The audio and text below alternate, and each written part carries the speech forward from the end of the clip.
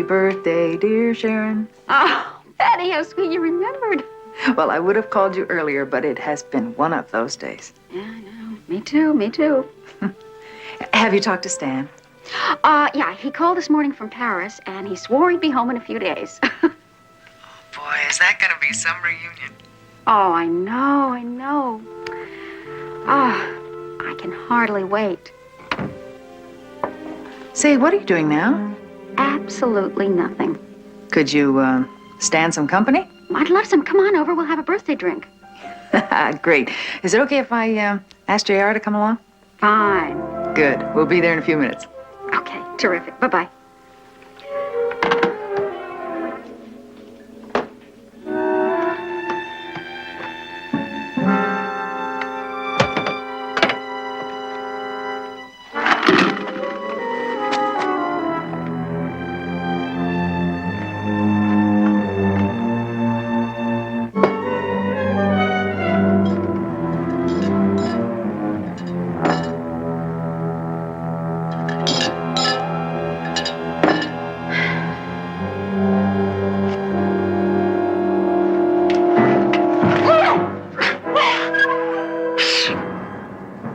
Didn't I warn you about going to the police?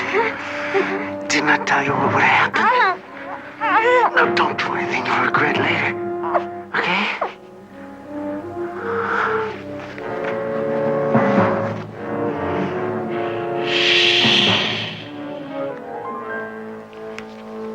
Good girl. Next time you listen to me. What's taking him so long? My brother is taking care of a personal business. Why don't he take care of it on his own time? Now, I'd like to see you tell him that, huh, Case? Huh?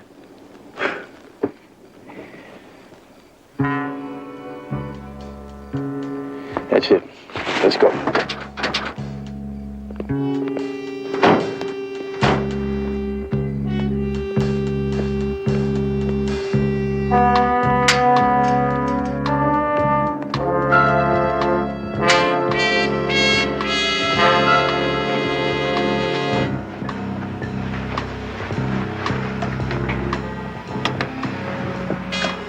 I really don't want to hurt you. You're so beautiful. If you go to the police again, I promise you won't be beautiful anymore.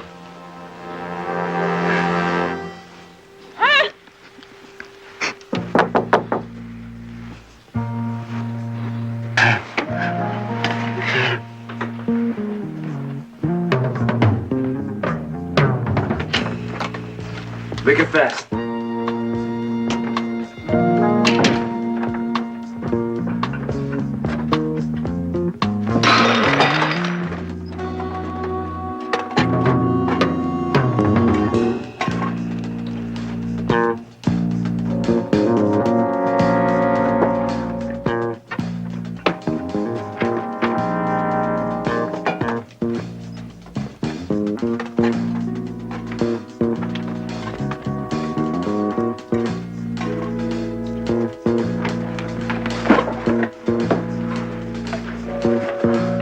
Let's get out of here.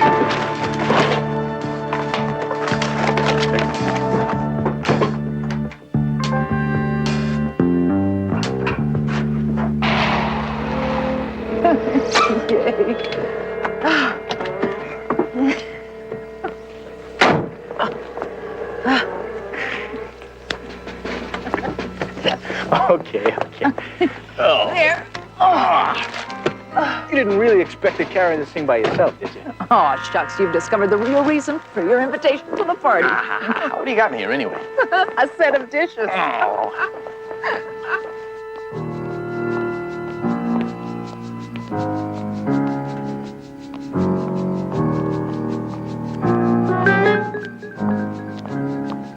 Thank you.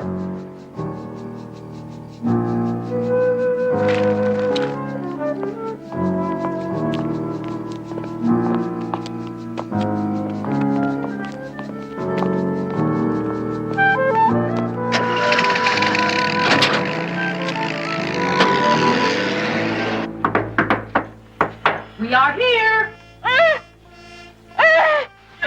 expecting us, or is this a surprise? No, she's a... Sharon! Oh, listen, I gotta put this down. Sharon! Oh, honey, what happened? What happened? It's all right, honey. Easy, I want to do this easy.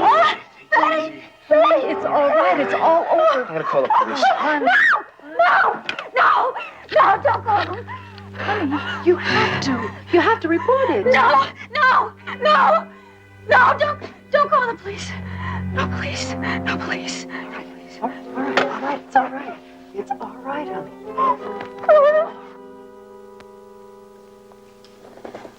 Look, hundreds of people are robbed every day. I'm just grateful I wasn't hurt. I can appreciate that, but what I don't understand is why you won't report this to the police. Well, what good would it do? It might help catch the one who did it. Might have helped in getting your stuff back or getting a faster repayment from the insurance company. Well, they didn't take that much. Sharon, I can't believe you. The brooch your mother left you, I mean, that alone. It's gone, Betty. What do you want me to do about it? Hey, I'm really sorry. I know you're just trying to help.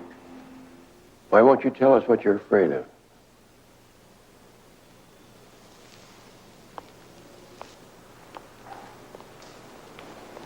Honey, come on. What is it?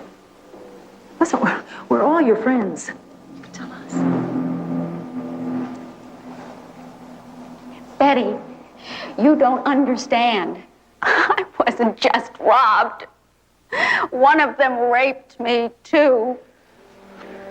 Oh, honey, no. Sharon, I'm sorry. But you know the police have better ways of handling rape cases now. They have help from female officers. Yeah, I know. I was down there a month ago. What? You mean this happened before? It's the same man. He wears a stocking over his head. I recognized his voice. First time. He warned me not to go to the police. But you went anyway. Yes. I called them as soon as he left, and they were very understanding. But they just couldn't catch him. Well, it's still the only thing to do. He found out. Somehow. Only this time, he came back with his friends to rob me and to teach me a lesson. He said if I went back to the police, I'd regret it for the rest of my life. Now do you understand? Honey, you have to do something. I mean, this way he can just come back anytime he wants. I can't go back to the police. I can't face going through that again. All right. At least let Barnaby help you. I mean, no one else has to know anything about it. Please. Did you? I'll try. I'll try my best. Thank you.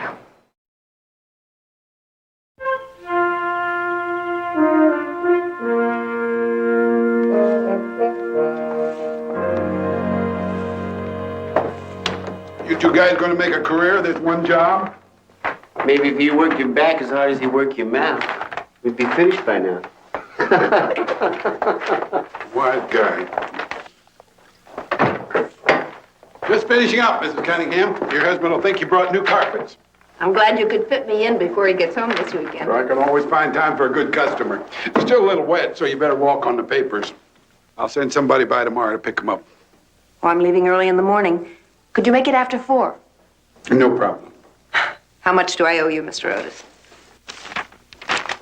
I'll write you a check. Just wait here.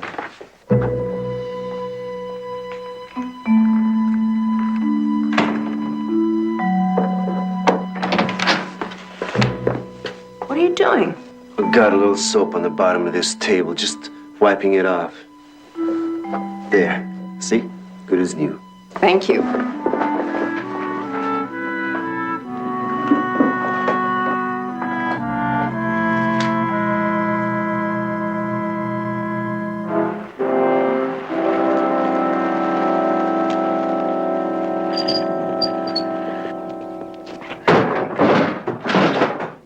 That's it.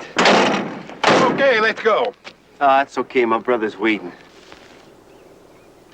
We got another job. Wait a second. It's 3 o'clock. What are you guys, executives? I promised this woman. And you better not disappoint her. Come on, Case. Listen, punk. No, you listen, punk. You take your rugs and you stuff them in your ear. You got that?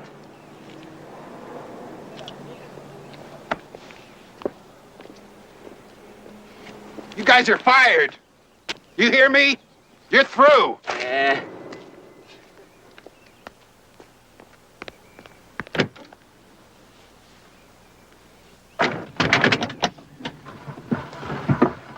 Hey, man, that trouble lord giving you trouble, huh? Yeah, real trouble. Hey, how do you do selling the stuff? Hey, we struck gold, Tony. Got almost $2,000. Hey, all right. I'd say that's cause for celebration. What do you say, Tony? Well, you two go on ahead. Just drop me off at my place. You got a date with your girlfriend from last night? Hey, you're only joking, Tony. You know me.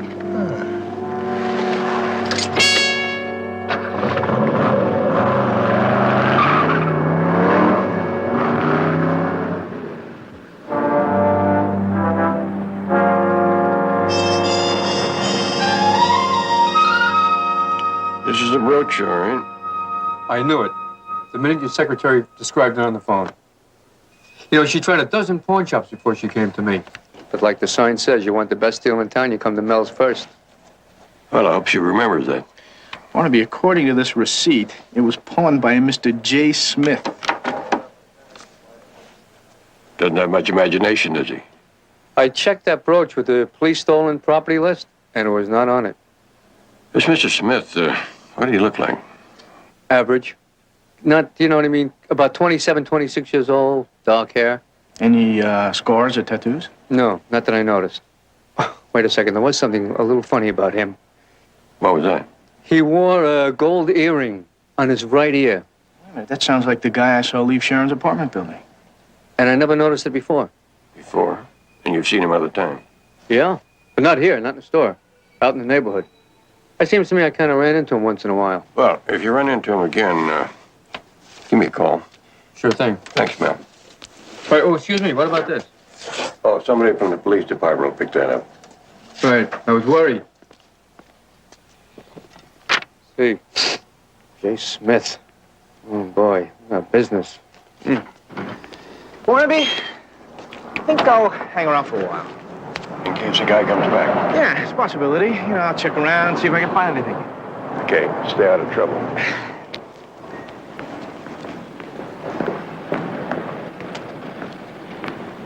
I really like this room. It would look nice over the sofa. I'm not sure I understand it, though. Well, personally, this is really one of my favorites. I just love it. Where did you say the artist was from? From Madrid. He's never shown in this country before. Do you have a brochure? Yes, I'll get you one. Excuse me. Excuse me. Oh, Sharon. How's it going? I think I'm going to make it. Thanks to you and Barnaby. You're doing fine. Have you sold many paintings? 3, hopefully going on 4. Excuse me, I've got to get a brochure for them over there.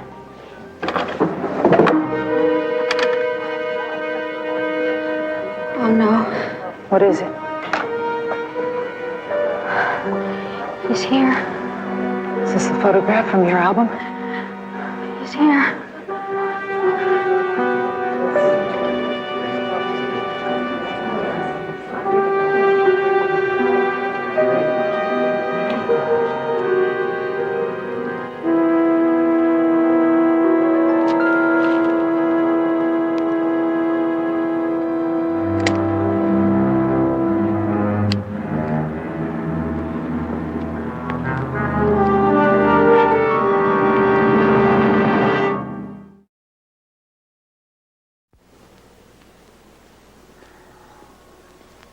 Hey, mister.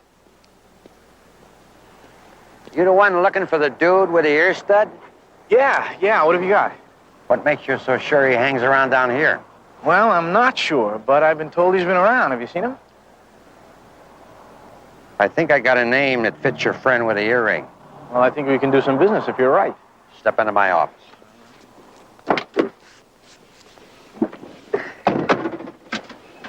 What's his name?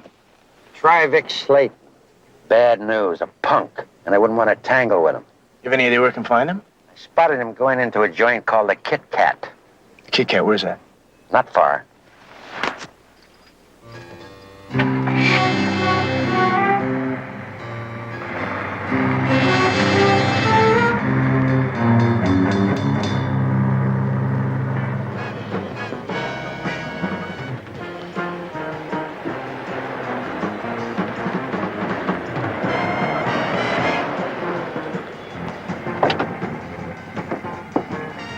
What do I owe you?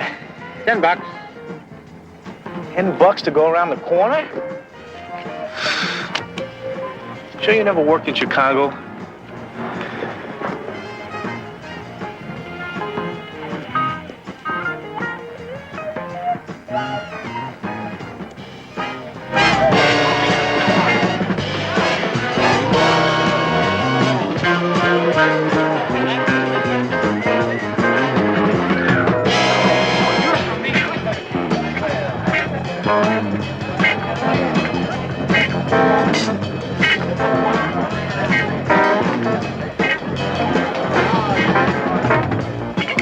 Hey, Jack. Give me another one, will you?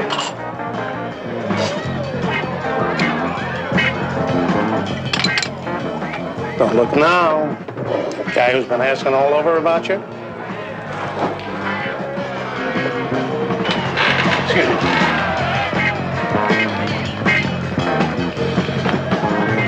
me. Slayton?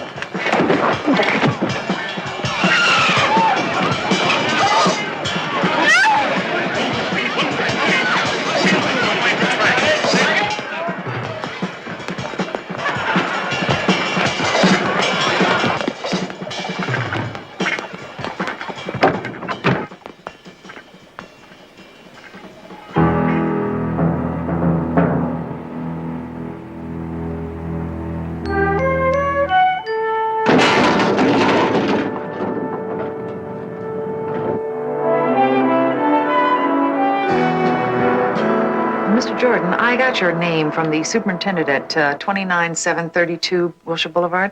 I understand you do the air conditioning work in that building.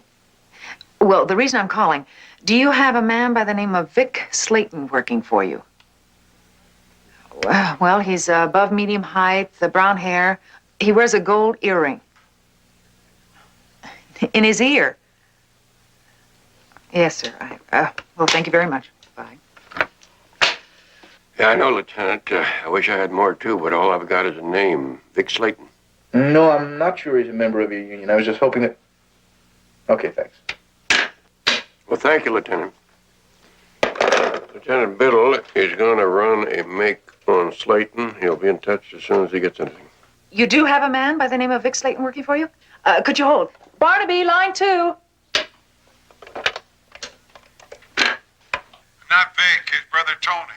Only Tony doesn't work for me anymore either. I canned him yesterday. But you do know Vic Slayton. Sure, I know him. He used to come along once in a while on a big job and give his brother a hand. I'd slip him a few extra bucks. See, what's this all about anyway? Well, this is a criminal investigation, Mr. Otis. Do you have Vic Slayton's address? No, but I can give you Tony's if that'll help. 2681 North Vermont. Mr. Otis, this is Barnaby Jones. When was the last time you saw Vic Slayton? Yesterday, when we finished this job, he was waiting outside to pick up Tony and Case. Case? Casey Donahue. He pals around with them. Three of a kind. What are they into? I'm not sure yet. What's the location of their last job? 365 Dwyer Avenue. The Cunningham place. Real pretty. And the phone number there? 555-3598. Thank you very much. Betty, would you see if you can get any more information? Right.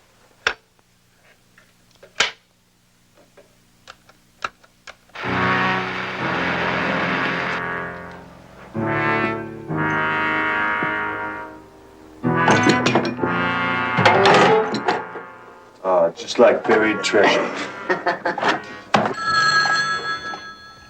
Are you expecting a phone call?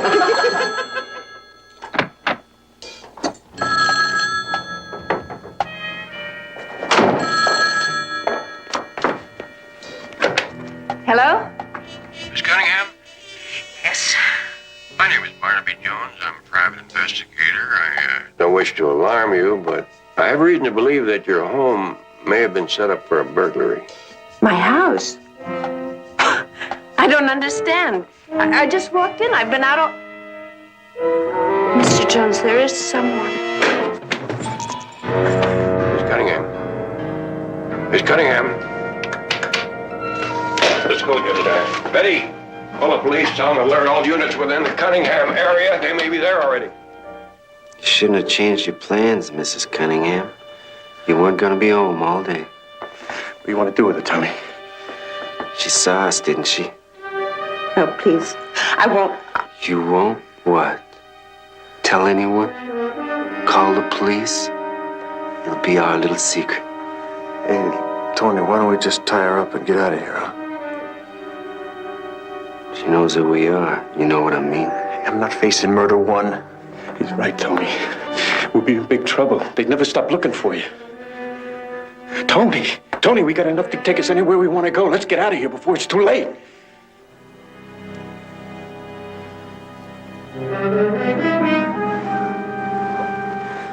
Tie her up, kid.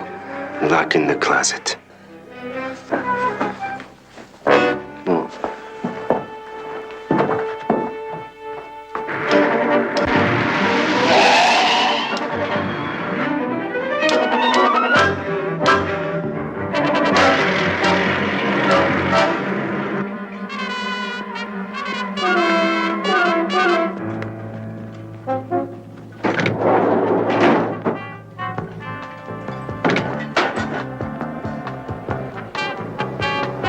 Tony. Let's get out of here. Where's Vic?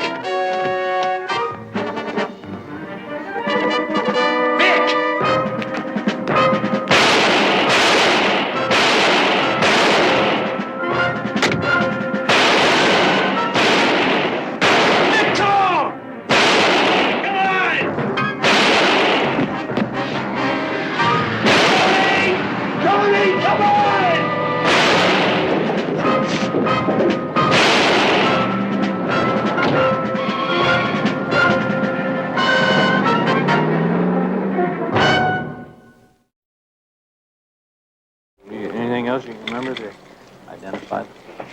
No, nothing. All right, thank you, Mrs. Cunningham. You're welcome, Lieutenant. Barnaby? According to Mrs. Cunningham, the other two with him cleaned her carpets yesterday. Hey, that's Tony, his brother, and a friend, Casey Donahue. Here's Tony's address, but I don't think he'll be going back there. This case you're working on, you think he's a rapist? Wish I could give you an answer, but I don't think we'll know until we pick up the other two. I'll get out an APB on him.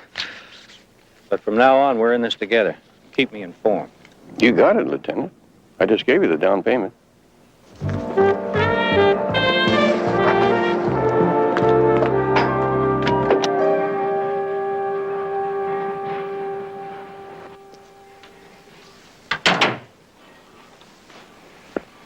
Hey, Tony, you think we ought to get out of here? And the cops are going to be looking for us everywhere. Got no offense in Phoenix. They'll give us a good price for this stuff, then we can go, I don't know, Mexico, any place you want. Come on, Tony, we can't just stay here. You're right, Case. Maybe you'd better go on. Me? What about you? I got something to take care of first. Maybe I'll catch up with you later. Hey, Tony, Vic's dead. It was my brother, Case. Why don't you let me take care of it? Sure, Tony. What about my share?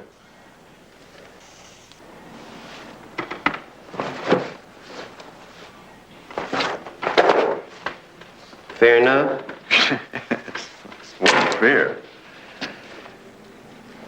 Yeah. Good luck. Oh, yeah, you too.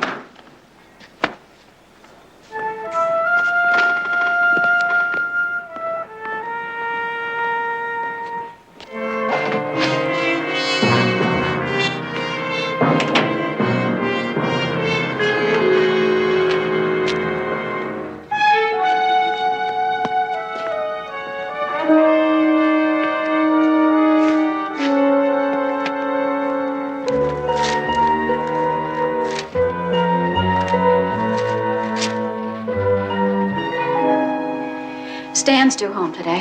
What am I going to tell him? Didn't you tell him about it the first time it happened? Oh, I was too ashamed. I didn't know how to handle it. Now, how am I going to keep this from him? Honey, I don't think you should. Barnaby Jones' office, may I help you? Yeah, Mr. Jones, please. I'm sorry, he's not in right now. Could I take a message? When do you expect him back? Well, I'm not really sure, but I expect him to be calling in pretty soon. If you'd like to tell me what it's about. No, it's personal. Or perhaps I could help. My wife, I think she's seeing someone on the side. Oh, well, I'm sorry, but I'm afraid Mr. Jones doesn't take those kind of cases. Oh, I've got the money. Oh, well, it's not the money. It's just that he's not interested in that kind of work. Look, I don't want to talk to no secretary. I'd like to talk to Mr. Jones. Well, I'm sure it won't do you any good. And I'm not just his secretary. I'm his daughter-in-law, and I know how he feels about this. His daughter-in-law? I see. Well, I'll try someone else.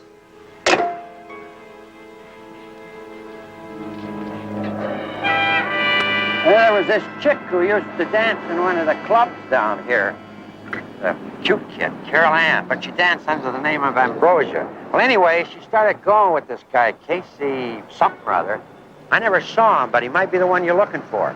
Have any idea where we can find him? Nope. Miss Carol Ann, you know where she lives? Well, I used to drive her home sometimes with the flag up. Palm Grove's apartment, corner of Fountain and Spring. If you want, I'll take you up there.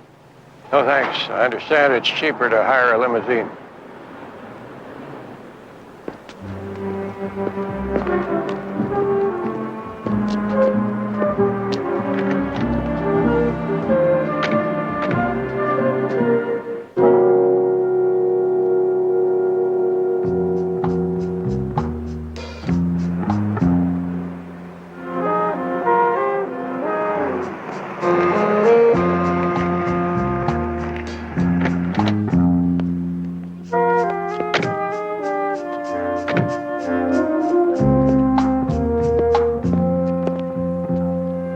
Barnaby.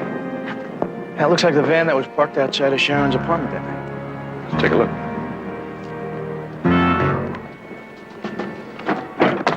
Well, it was dark, but I think he's one of them. Okay, nice and easy.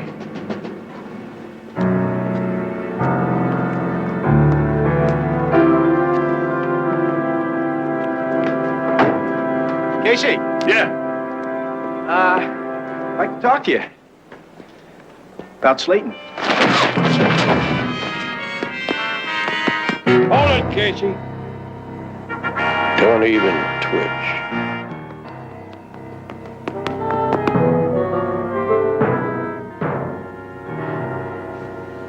Sharon, Barnaby and JR just picked up the one called Casey. Honey, that's 2 out of the 3. What were either of the men the one that... According to Casey, that was Tony Slayton, Vic's brother. Where is he now, Betty? The police are still questioning him. They're hoping that he'll be able to lead them to Slayton. What if he can't? What if he won't? Honey, they'll still find him. You'll see. I'm sorry, Betty. I don't mean to be like this. It's just, I don't know what's going to happen next. I understand. Believe me, I understand. I'll tell you what. Why don't you finish up whatever you've got to do, and well, if I have enough money, I'll Sharon? take it. Stan. Oh, Stan.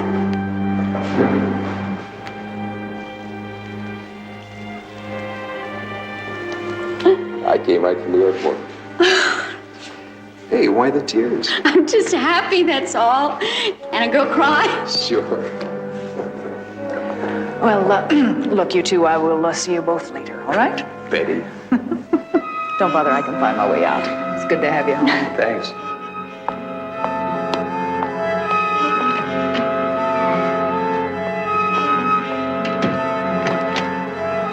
Miss? Yes? No trouble.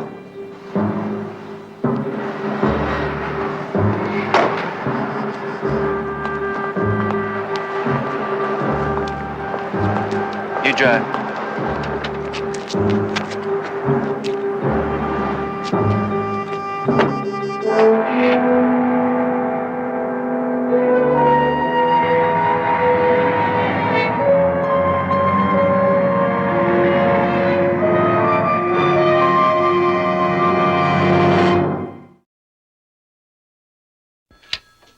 Betty? She's probably still at lunch. She found another sale. Hello? Barnaby Jones. Jones? This is Tony Slate. Slayton.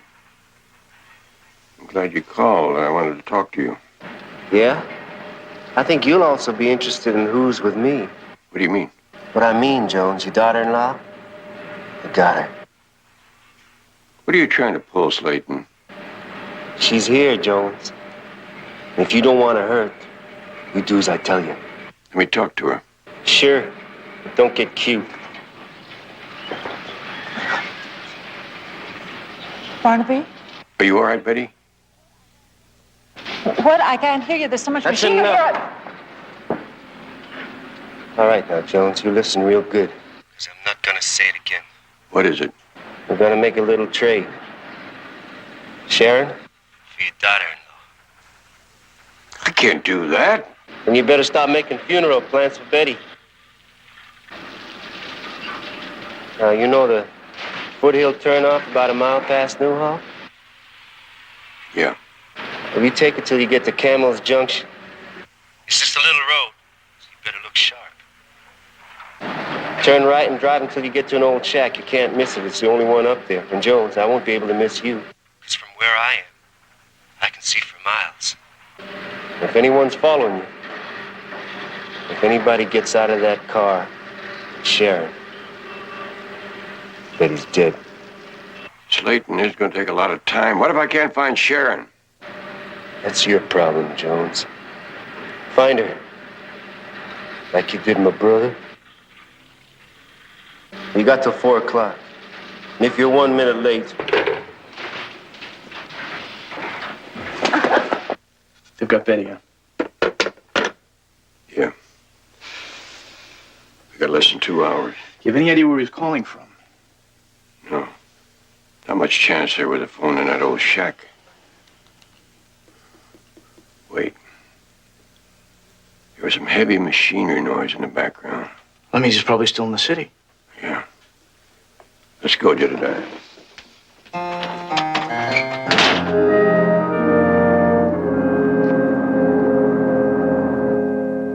Look, I told you, he didn't say where he was going. He just said he had something to take care of. Maybe he'd catch up with me later. Where'd he tell you that? In the van, when I took him to get his car. Where'd you say his car was parked again? On Oak Street, between 2nd and 3rd. You're lying, Casey! There's not one heavy machinery plant in that whole area. So I thought there was. Look, what do you want from me? The truth. I told you everything I know. And I'll tell you something. Slayton just called. He's holding my daughter-in-law. If I don't deliver Sharon Henderson to him in 2 hours, he's gonna kill Betty. Now, you know where that puts you? Me? What's it got to do with me? I think you know where he is. That makes you accessory to murder. I'm gonna tie you to Slayton if it's the last thing I do. Look, he could be holding her anywhere. I heard heavy machinery in the background. Now, come on, you know where that is. If he finds out I told you... He's not gonna find out. Certainly not from us. Come on, Casey, we run out of time.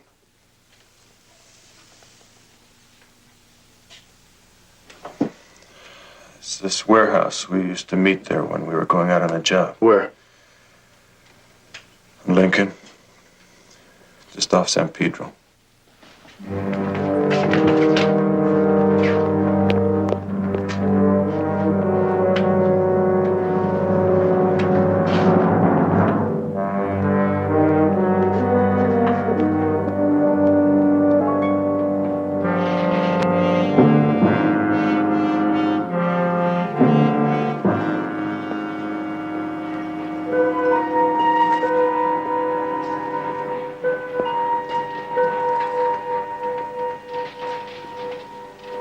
You really hurt her, you know. Huh? What did he say? Sharon. You hurt her. What do you know about it? What do you know? She told me.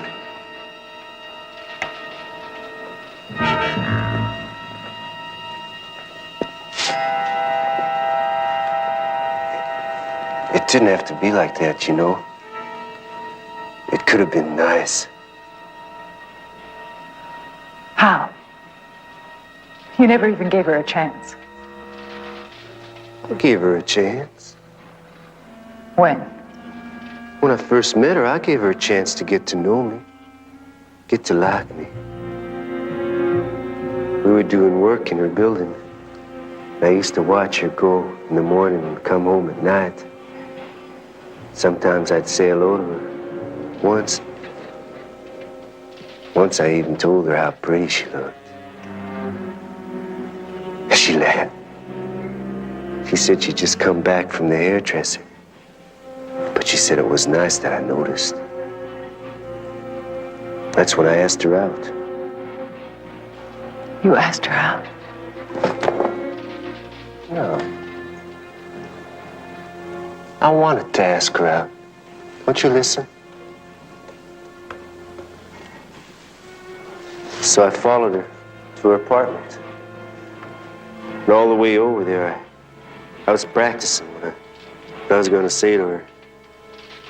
When we got there, her boyfriend was waiting for her inside, and he opened the door and he kissed her. That's when I decided what I was going to do. Don't you see? All I wanted was for her to feel the same thing that she was feeling for him. How? By force? Yeah.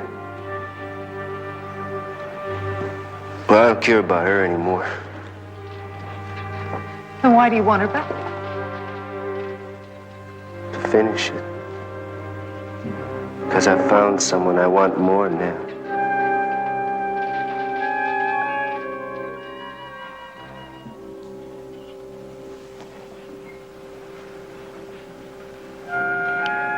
Please.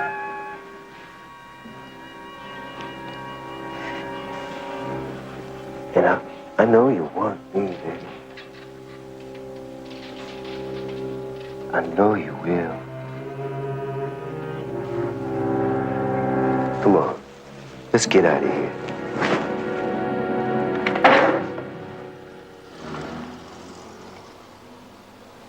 There's his car. You still think we have a better chance here than up at the shack? Our only chance is to catch him off guard. We can't do that if he sees it coming a mile away. I think our best bet is to come around that way.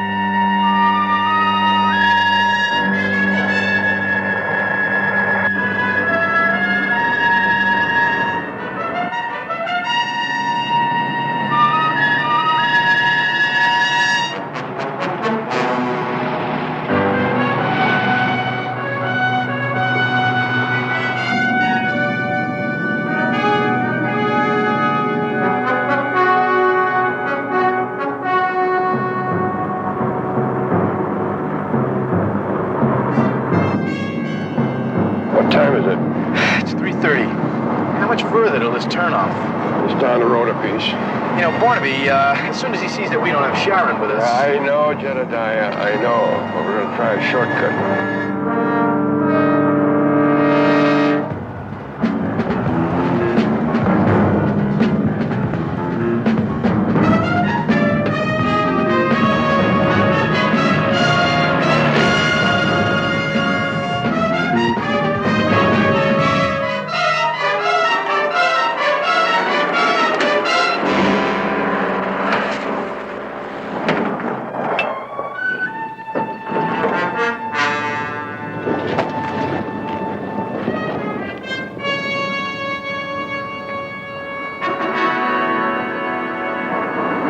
don't you forget about Sharon. I mean, you and I could really become close friends. We will be, Betty. Sharon's just part of my plans. I want that detective, too. Barnaby? My brother's dead because of him. He's gonna pay for that. I'll never get away with it. Won't I, Betty?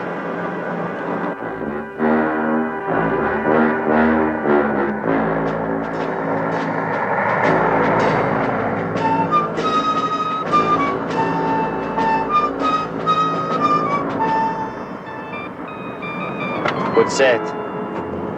It looks like an accident. Somebody broke down. Keep driving, don't do nothing. I just stay cool.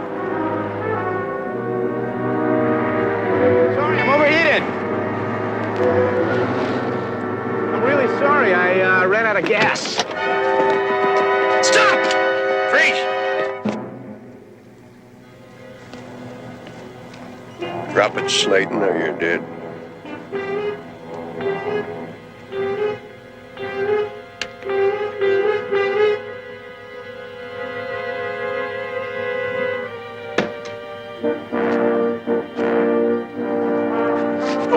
All right, okay. Shh. All right. It's all over. It's all over. Shh. Okay. It's all over. Get out.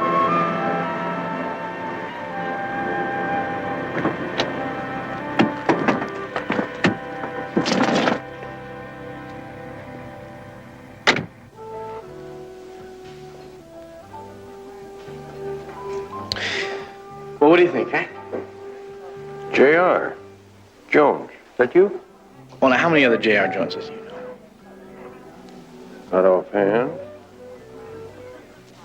Well, what do you think? Well, J.R., I think you've got a wonderful future. All right. In law.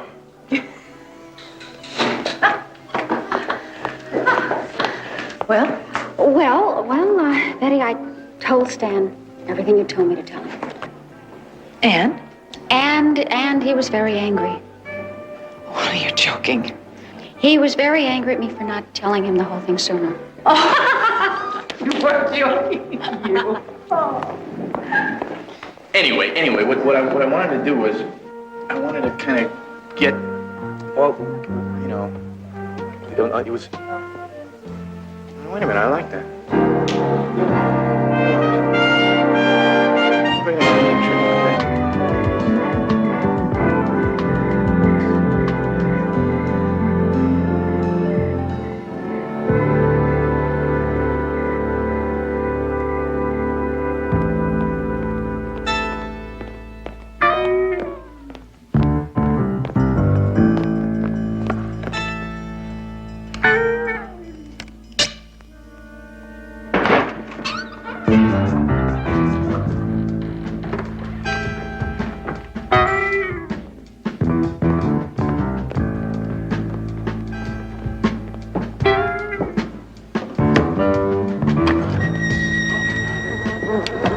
Don't worry.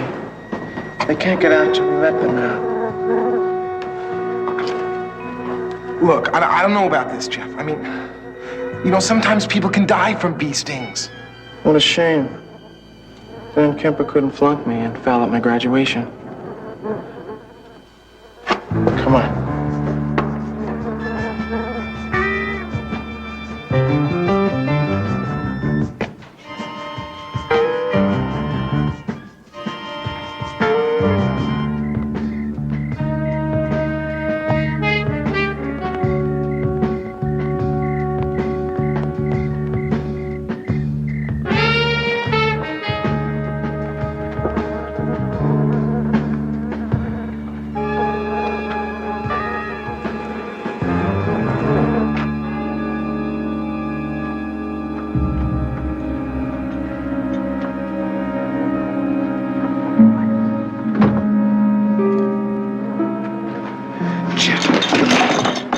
in here in his bedroom. What if he's asleep in there? I told you, I called 10 minutes ago. There's nobody home. They're stinging me. Just shut up and lock the cover. It hurts.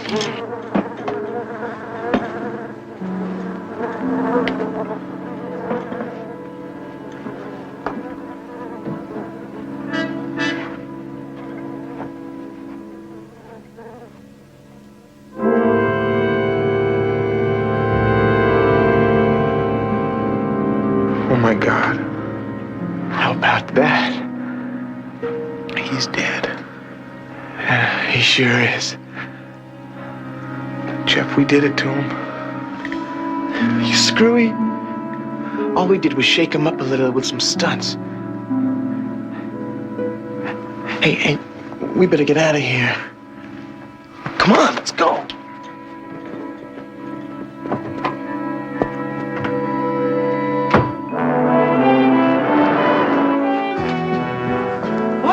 Morning, Betty. Lieutenant Biddle's office just sent over the preliminary report on that campus suicide last night. Would you like me to make a reservation for you at someplace really special for tonight? Reservation? Mm-hmm. Now, she must really be some kind of a lady to get you to wear one of these.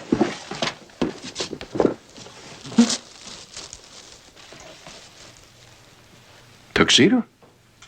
Try it on for me. I bet you look terrific in it. I haven't worn one of these since Calvin Coolidge's inauguration. They used to make them a little different then. Well, look, it says here. One tuxedo, Mr. Jones, Jones Detective Agency. Come on, fess up. Who's the lucky lady?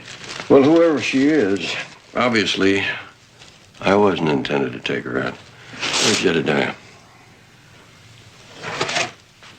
Vicky, listen to me. You're gonna love this. Now, look, it's the law school's big spring formal. I mean, you missed this. You're gonna be missing the big social event of the season. What's in Hawaii? Hawaii's a couple of beaches and a few volcanoes. It's boring. Oh, you got the commercial. I see. The modeling job came through, yeah. No, of course I'm happy for you. Don't be silly. Look, why don't you call me when you get back? Yeah, okay.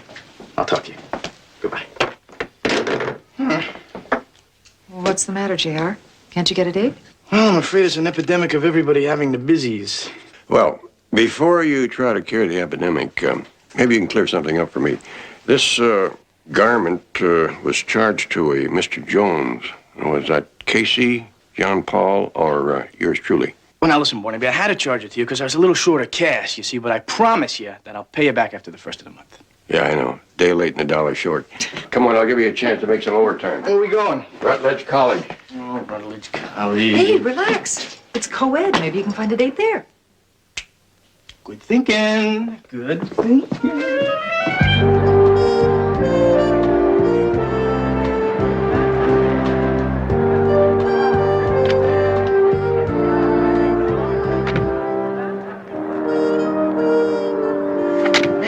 There'd be more of them. More what? Girls.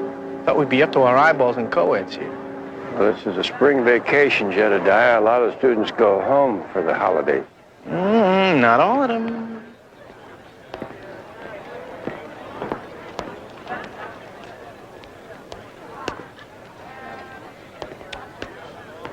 Excuse me, could you tell us where we can find the Dean of Men?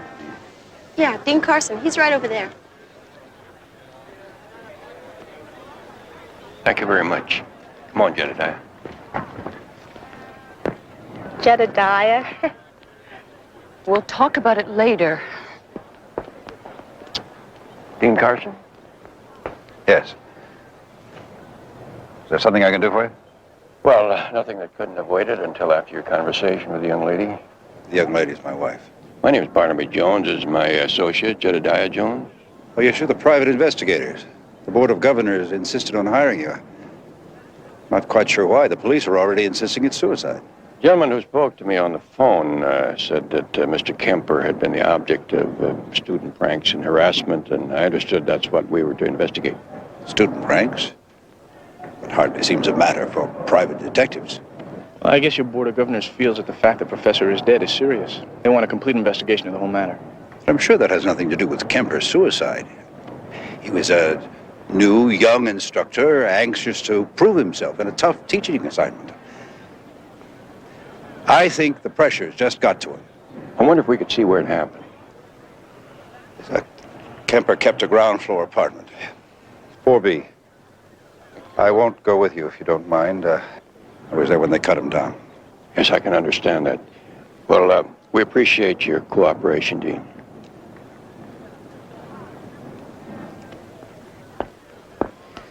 Barnaby, you get the feeling he'd just as soon we give this a once-over lightly and be on our way? The thought crossed my mind, Jedediah.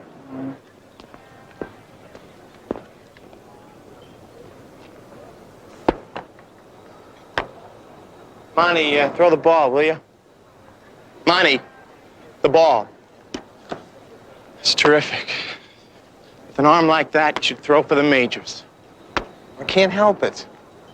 I couldn't sleep last night. I keep wondering if all those stunts we pulled on Kemper, if what happened to him was, our fault. Well, I guess you just have to ask Kemper that. Hey, Monty. Yeah? Get lost.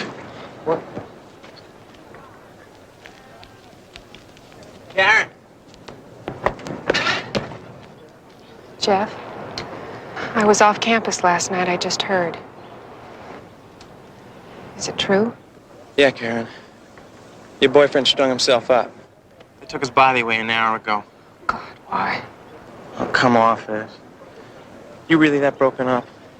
Well, I figured you dropped me to take Kemper on so you could do a little social climbing. What are you saying? You know, I was okay when you were the new chick on campus. But dating an instructor, well, that rate's higher status-wise. So when Kemper... Is that how you have it figured out? Well, sure. But I don't hold grudges. I'll consider taking you back again now that you're in circulation. Jeff, just go to hell.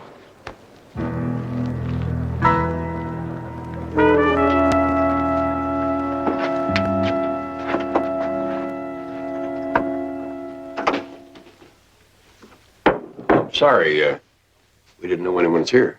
Oh, they told me to clean up after the cops got through. I'm the custodian. Well, do you mind straightening up a little later? We'd like to look around first. Don't matter to me. Do it now, do it later. It's all the same. Not enough time to do all they want me to do around here anyway. That is what you call a far-out personality.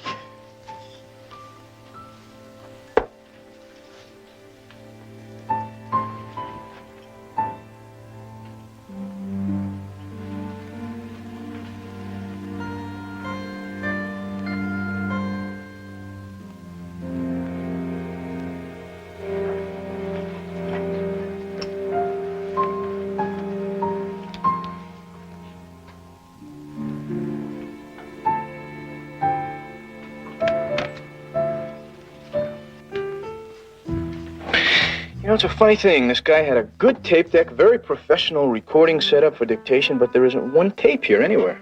Well, maybe the police picked up all the tapes looking for a recorded suicide note. Talk to Lieutenant Biddle about that, will you?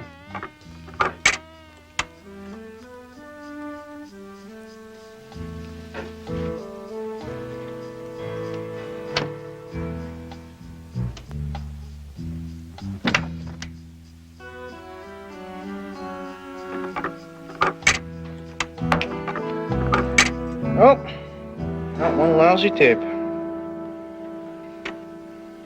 Did you find something? Bees. A live one over there at the window, and about 3 or 4 dead ones here. Bees? I think I'll turn these over to the entomology department. See if they can give me a postmortem.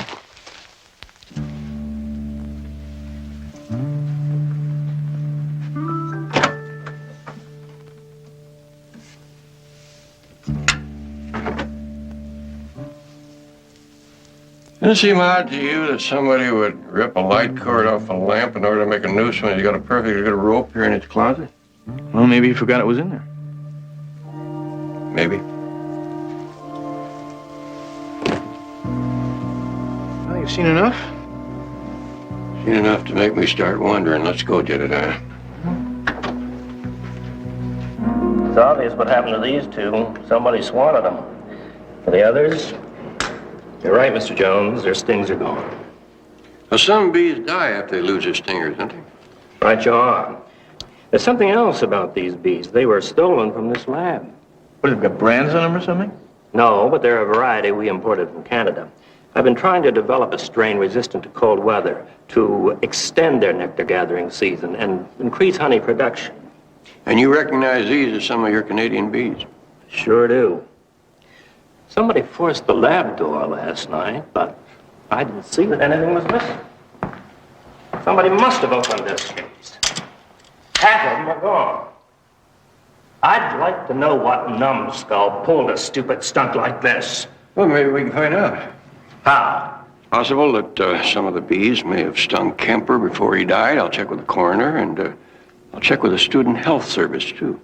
See if anyone was treated for bee sting today. Maybe the prankster's last prank backfired.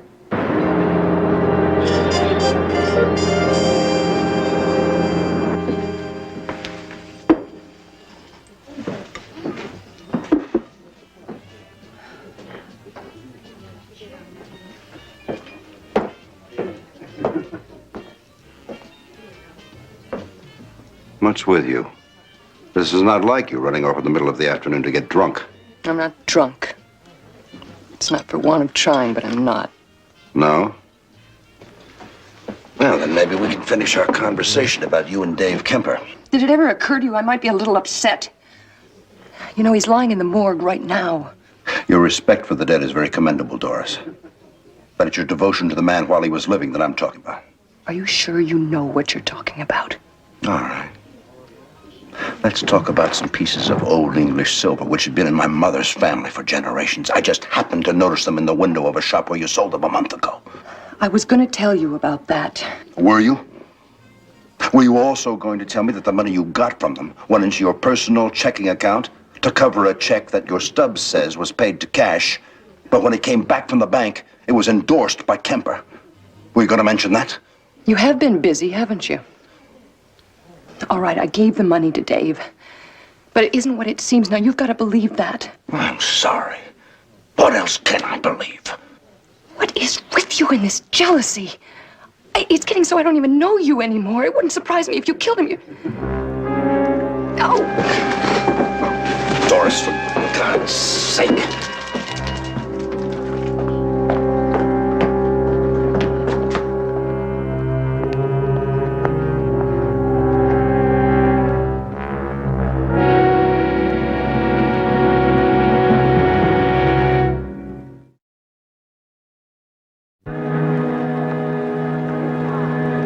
That's our boy right over there, Barnaby.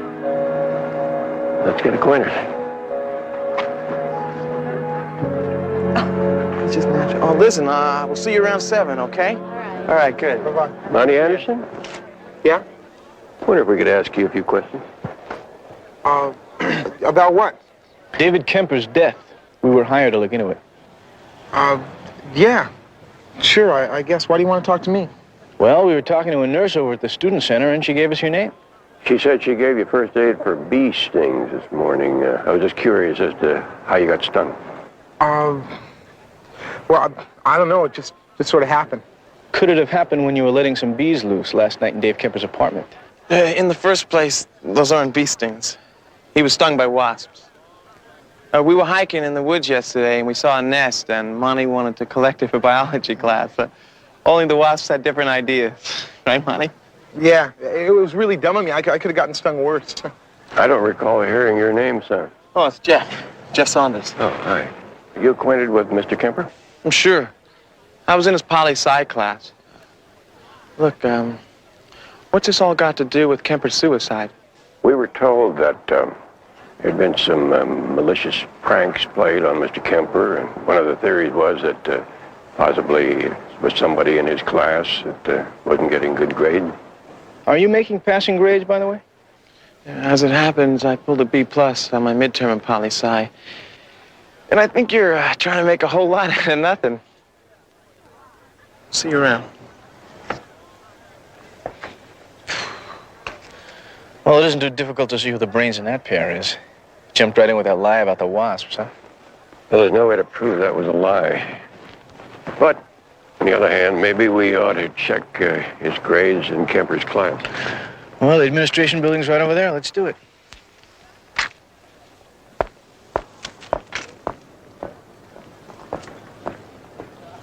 Hi, Doris. Oh, Karen. I've been meaning to call you. Oh, have you? Yes, I wanted to tell you how sorry I am about Dave. I know how close you were getting, and it must be a terrible shock for you. That is so phony. What? All that drippy sympathy. I'm not buying any of that from you. Listen, Karen, I know you're upset, but... Oh, well, what about you? Weren't you upset about Dave and me? I mean, you were in love with him, weren't you? And then I came along and took him away? You must be out of your mind. I was never in love with Dave.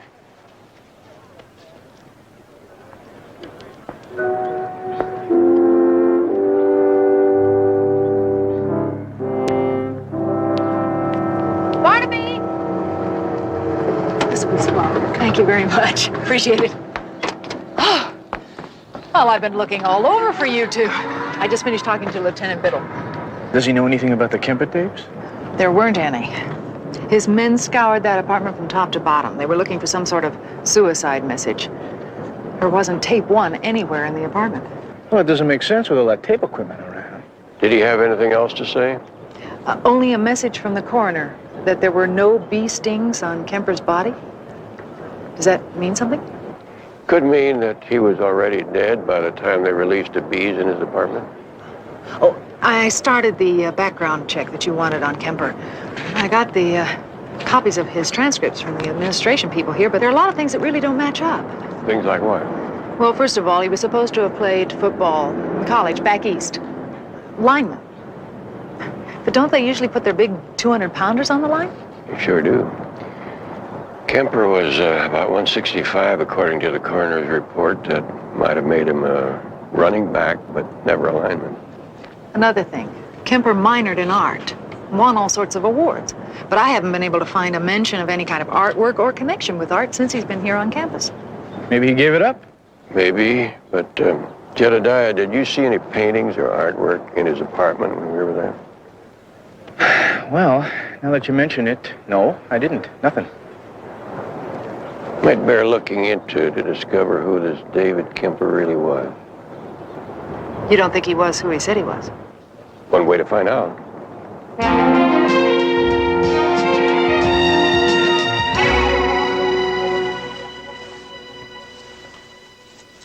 That ring finger's smudged.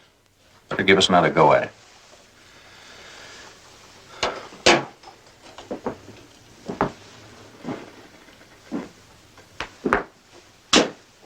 Would you rather wait outside? No. I would. I still get squeamish after all these years. Autopsies are worse. Hi. Oh, J.R., don't do that. I'm sorry. Did you find out anything, Jedediah? Yeah, I found out that Jeff Saunders lied like a rug.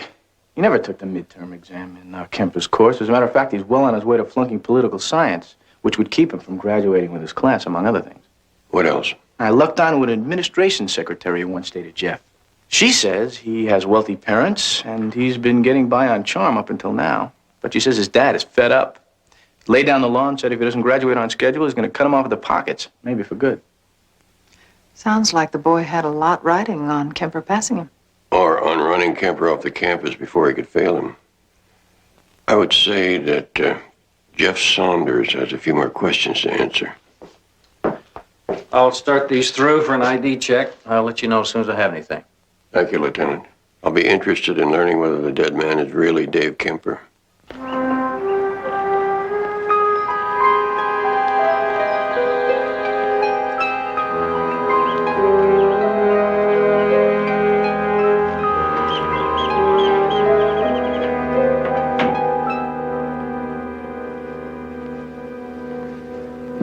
Hi, Karen.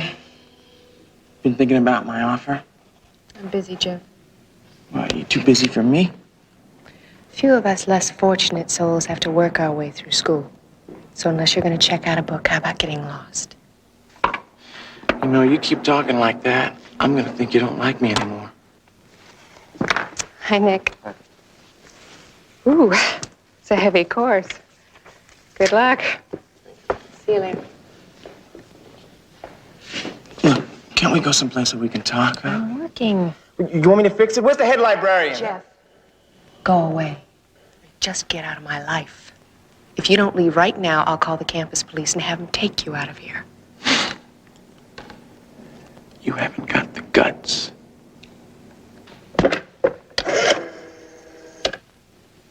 Will you ring the campus security office, please?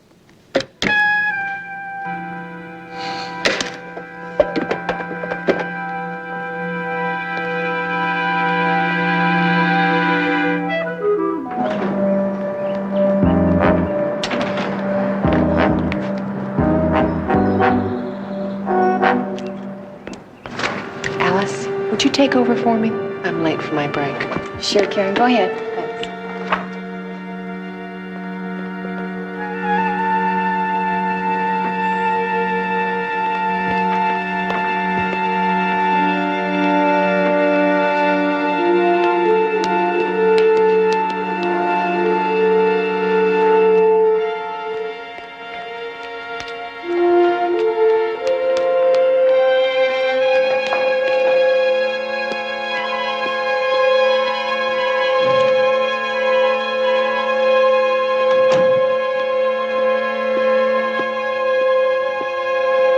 Find them? Went over Kemper's apartment from floor to ceiling. They just aren't there. I was in contact with our people last night. They're very upset about the way you messed things up. Hey, look. We were sent here to silence Kemper anyway. I just did it ahead of schedule, that's all. We were sent here to find those tapes. Then deal with Kemper and the woman, if she's here, too. Now we may not get the tapes or the woman. I didn't plan it that way. I was just using the chair and the noose to break him down, to make him talk. It was working, too. He was just about to tell me when that damn chair slipped. What about the dean's wife? You checked her out yet? I'm working on it. Her reaction yesterday wasn't exactly what you'd expect if she was in love with him. But I'm positive they were secretly seeing each other. Listen, why don't we have lunch sometime and talk about this? Get him.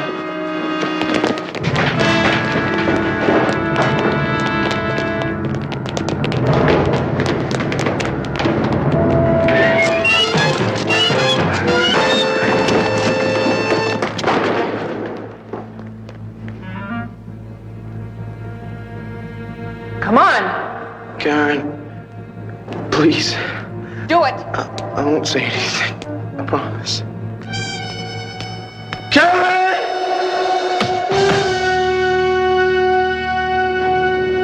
Okay, take care of it.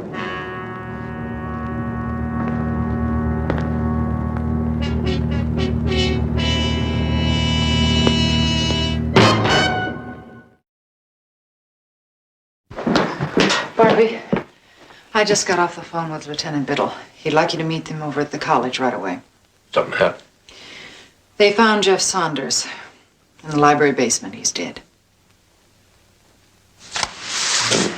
Come on, J.R.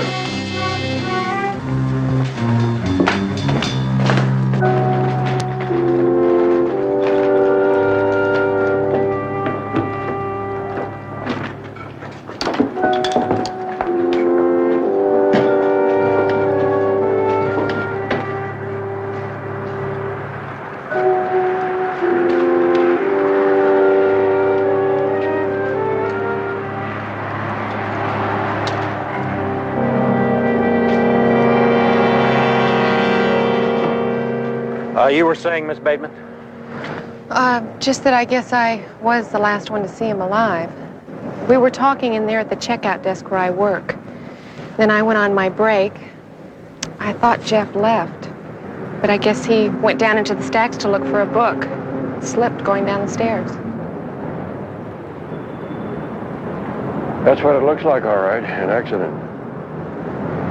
Well, of course. What else could it have been? All right, Miss Bateman, thank you for your time. If there's anything else I can do. If there is, we'll be in touch.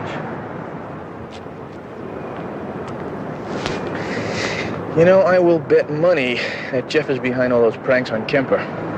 Now he turns up dead. Still reads like accident to me, but sure makes you wonder what's going on in this temple of higher learning.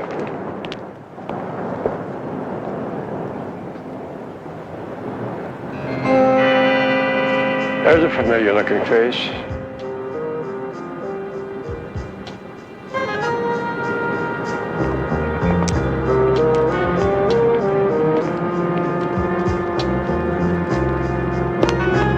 Monty! Wait up! Look, will you guys just leave me alone? No hassle, relax. We just want to ask you a few questions, okay? No big deal, huh? No hassle, come on. Step into our office here. I got nothing to tell you. Why, because your friend Jeff isn't around to lie for you anymore? We're sorry you lost your friend, buddy.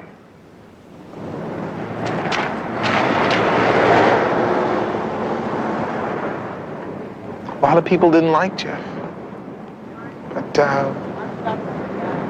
it wasn't that bad. We were best friends, you know? And I guess you helped him out when he asked you like best friends do. For instance, the other night, you helped him put the bees in Kemper's apartment, didn't you? Yeah. Yeah, we were there. But look, Kemper was already hanging there dead when we got in. Look, I went along with Jeff, and we did a lot of rotten things to Kemper in the last couple of months, but look, I mean, I'd never go along with killing.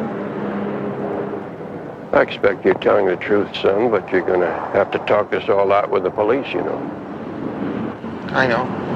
I know. It'll be good to get it off my chest. Listen, we noticed that Kemper had a tape player and some dictation equipment, but no tapes. You guys didn't take his tapes, did you?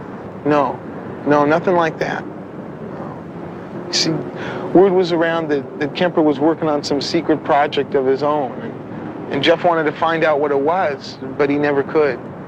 That was just another thing that got him burned at Kemper. Sounds like there were a number of things that he was burned at Kemper about. There's something else besides the fact that he flunked Kemper's class? Well, that was the main thing. Well, I don't know. He didn't like it that Kemper took Karen away from him. Or that Kemper had that romance with that other woman, Mrs. Carson. What do you mean, the dean's wife?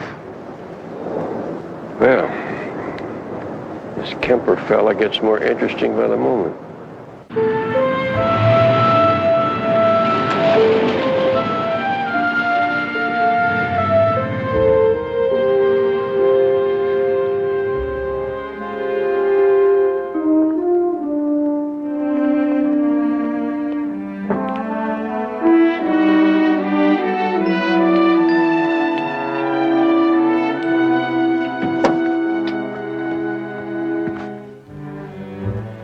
Isn't this delightful?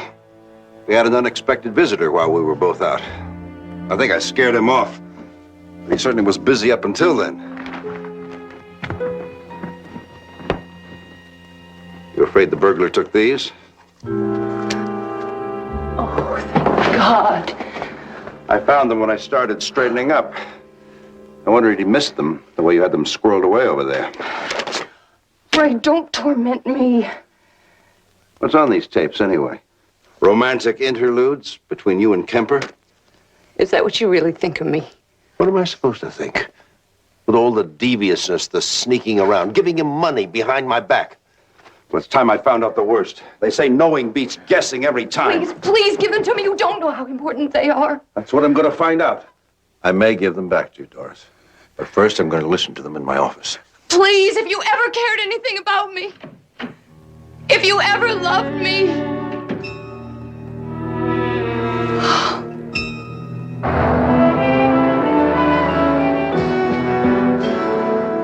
Betty, this is terrific. How'd you come up with this stuff?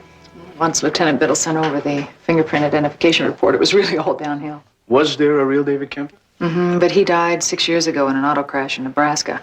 And this man took his identity. With, I suspect, some government help, although all the people I've talked to have been real cozy about it. And the man we thought was David Kemper was really a terrorist who turned government informant. As John said, fingerprints don't lie. Oh, this photograph that John gave me is interesting. It shows the underground cell that Kemper belonged to. Yeah, there's Kemper, all right.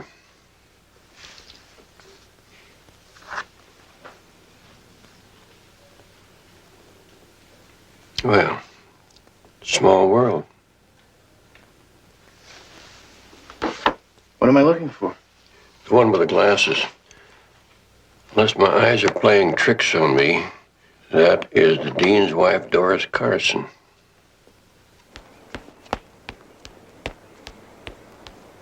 Any luck? No. And I almost got caught by Carson going through the house. That means Doris is going to be alerted that we're on to her. That's right. Okay. Can't lay back any longer. Pick them both up. We'll have to deal with them directly. And after the post office bombing, we were joined by Angela Bryant and Thomas Erickson, demolitions experts, sent down by the central cell to make sure we got better results next time out. Doris, check me on the spelling of Tom's last name. Was it E-R-I-C or E-R-I-K? I'm darned if I can remember. With a C, I'm pretty sure. And how many bombings did he and Angela handle for us? 4, I think. No, 5, counting the one the police found and defused before it went off. Then they blew themselves up accidentally, making more bombs in that house in Trenton. Did I tell you I walked out of that place not 10 minutes before it went up? No, you didn't. We're lucky we all didn't get killed that year. Everything went sour. Okay, let's get that in. About the bomb factory in Trenton blowing up. So now you know. Was he writing a book? Yeah, I was helping him. What was it about? About our days in the underground. Before he changed sides and I deserted. Oh, he was taking it further than that. It was a whole history of the terrorist movement in this country. That money I gave him, that was for an informer who was involved in the Washington and Oregon cells. Is that why Kemper was killed? Someone in the underground finally caught up with him? Yeah, it must have been. Ray, since Dave is not going to get to write that book, I've decided to take the tapes into the authorities myself. You can't do that. I have to. Listen, there's information that Dave never gave the government. It's important information that could cripple what's left of the movement. But you just said that you dropped out. You didn't have a deal with the government. There's stuff on that tape that could put you in prison for Lord knows how long. Maybe not. Maybe not if I go in voluntarily. No. I can take a chance on losing you now. I'll think of something. We'll, go away together. Disappear. Ray, I have to do this. The government needs those tapes. We can, lock them safely away and notify the FBI when we're out of reach. You'd do that? You'd give up everything?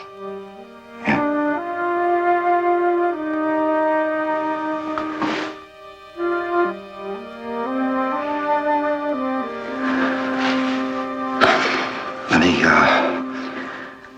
lock these up in the sideboard for now. Let's get out of here.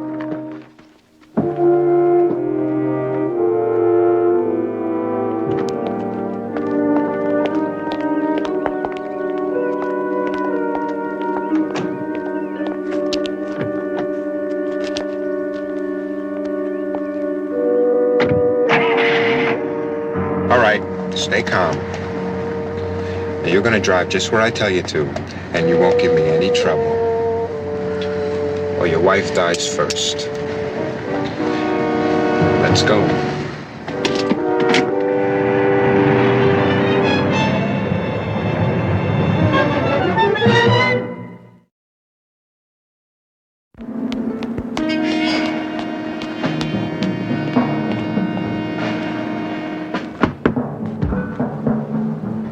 All right. Now, if I were you, I wouldn't move from that spot.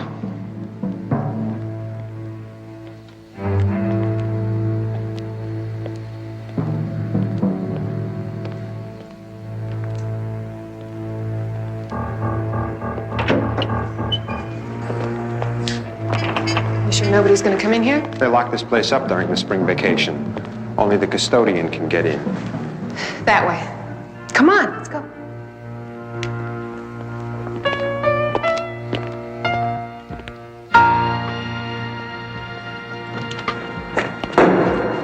Okay, come on, this way.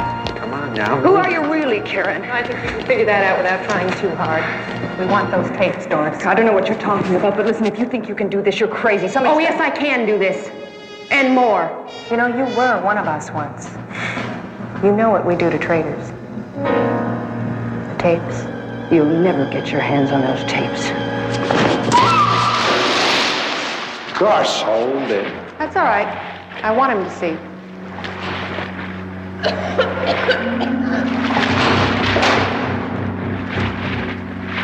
I've got to help her. She's not a good swimmer. Get away from the edge, Doris. Out into the deep water.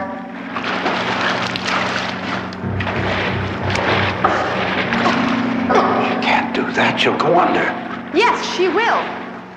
And I'll let her. If you're not back here with those tapes, so you better get them fast. I know where they are. Let's go.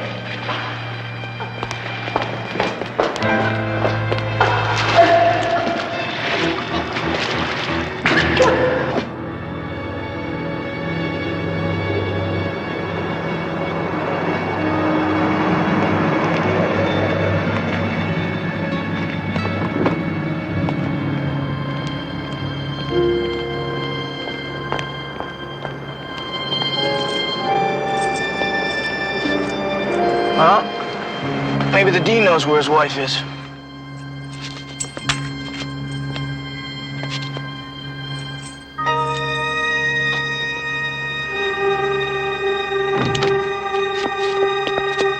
Something going on, wouldn't you say?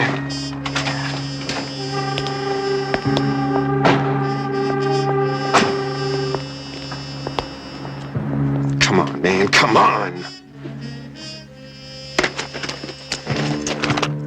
Is this all of them? Do you think I'd hold out on you now, for God's sakes? Please, let's get back there. Are we interrupting anything?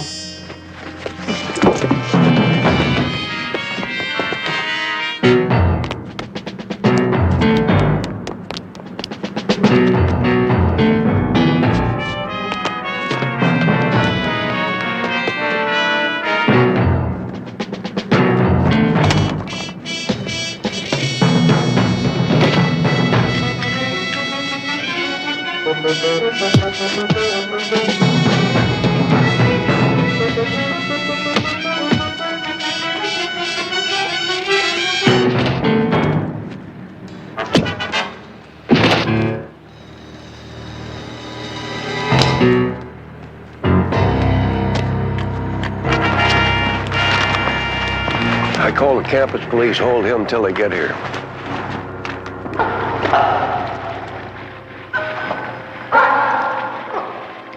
Keep fighting, Doris. You're putting on a terrific show.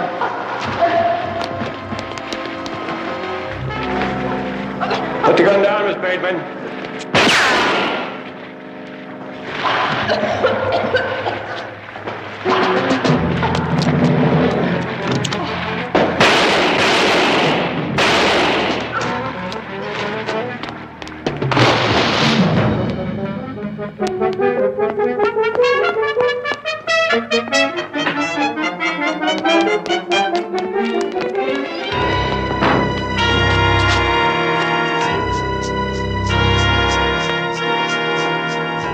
End of the line, Miss Bateman.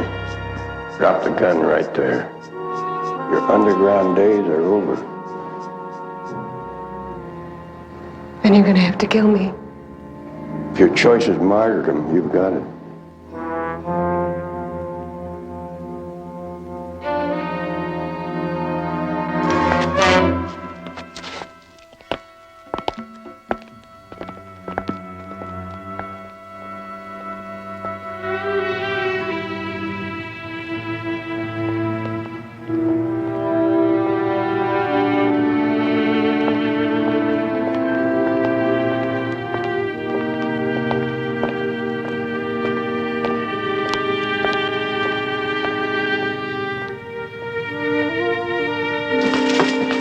Babe, you got a dime? Yeah, sure.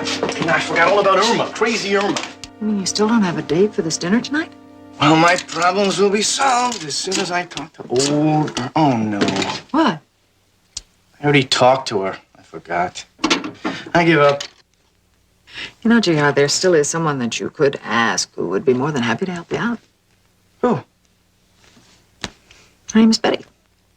Betty Jones, you would do that for me, huh? Gotta uphold the honor of the Jones name, right? You are terrific, you know that? Come on, we're gonna miss Barnaby. All right, just as soon as I call the florist and order you the prettiest corsage you can make. Charge to whom? I'll pay Barnaby back, he knows that. And after leaving the cell, I spent nearly 2 years hiding from the authorities, as well as the members of my own group, who by now had orders to kill me on sight. Then, through the grapevine, I heard about a college instructor who was willing to pay for information on underground activities. When I contacted him, I found it was an old friend, now known as David Kemper, from my days with the movement. He helped get me established at Rutledge University, where I met and married my husband, Raymond Carson.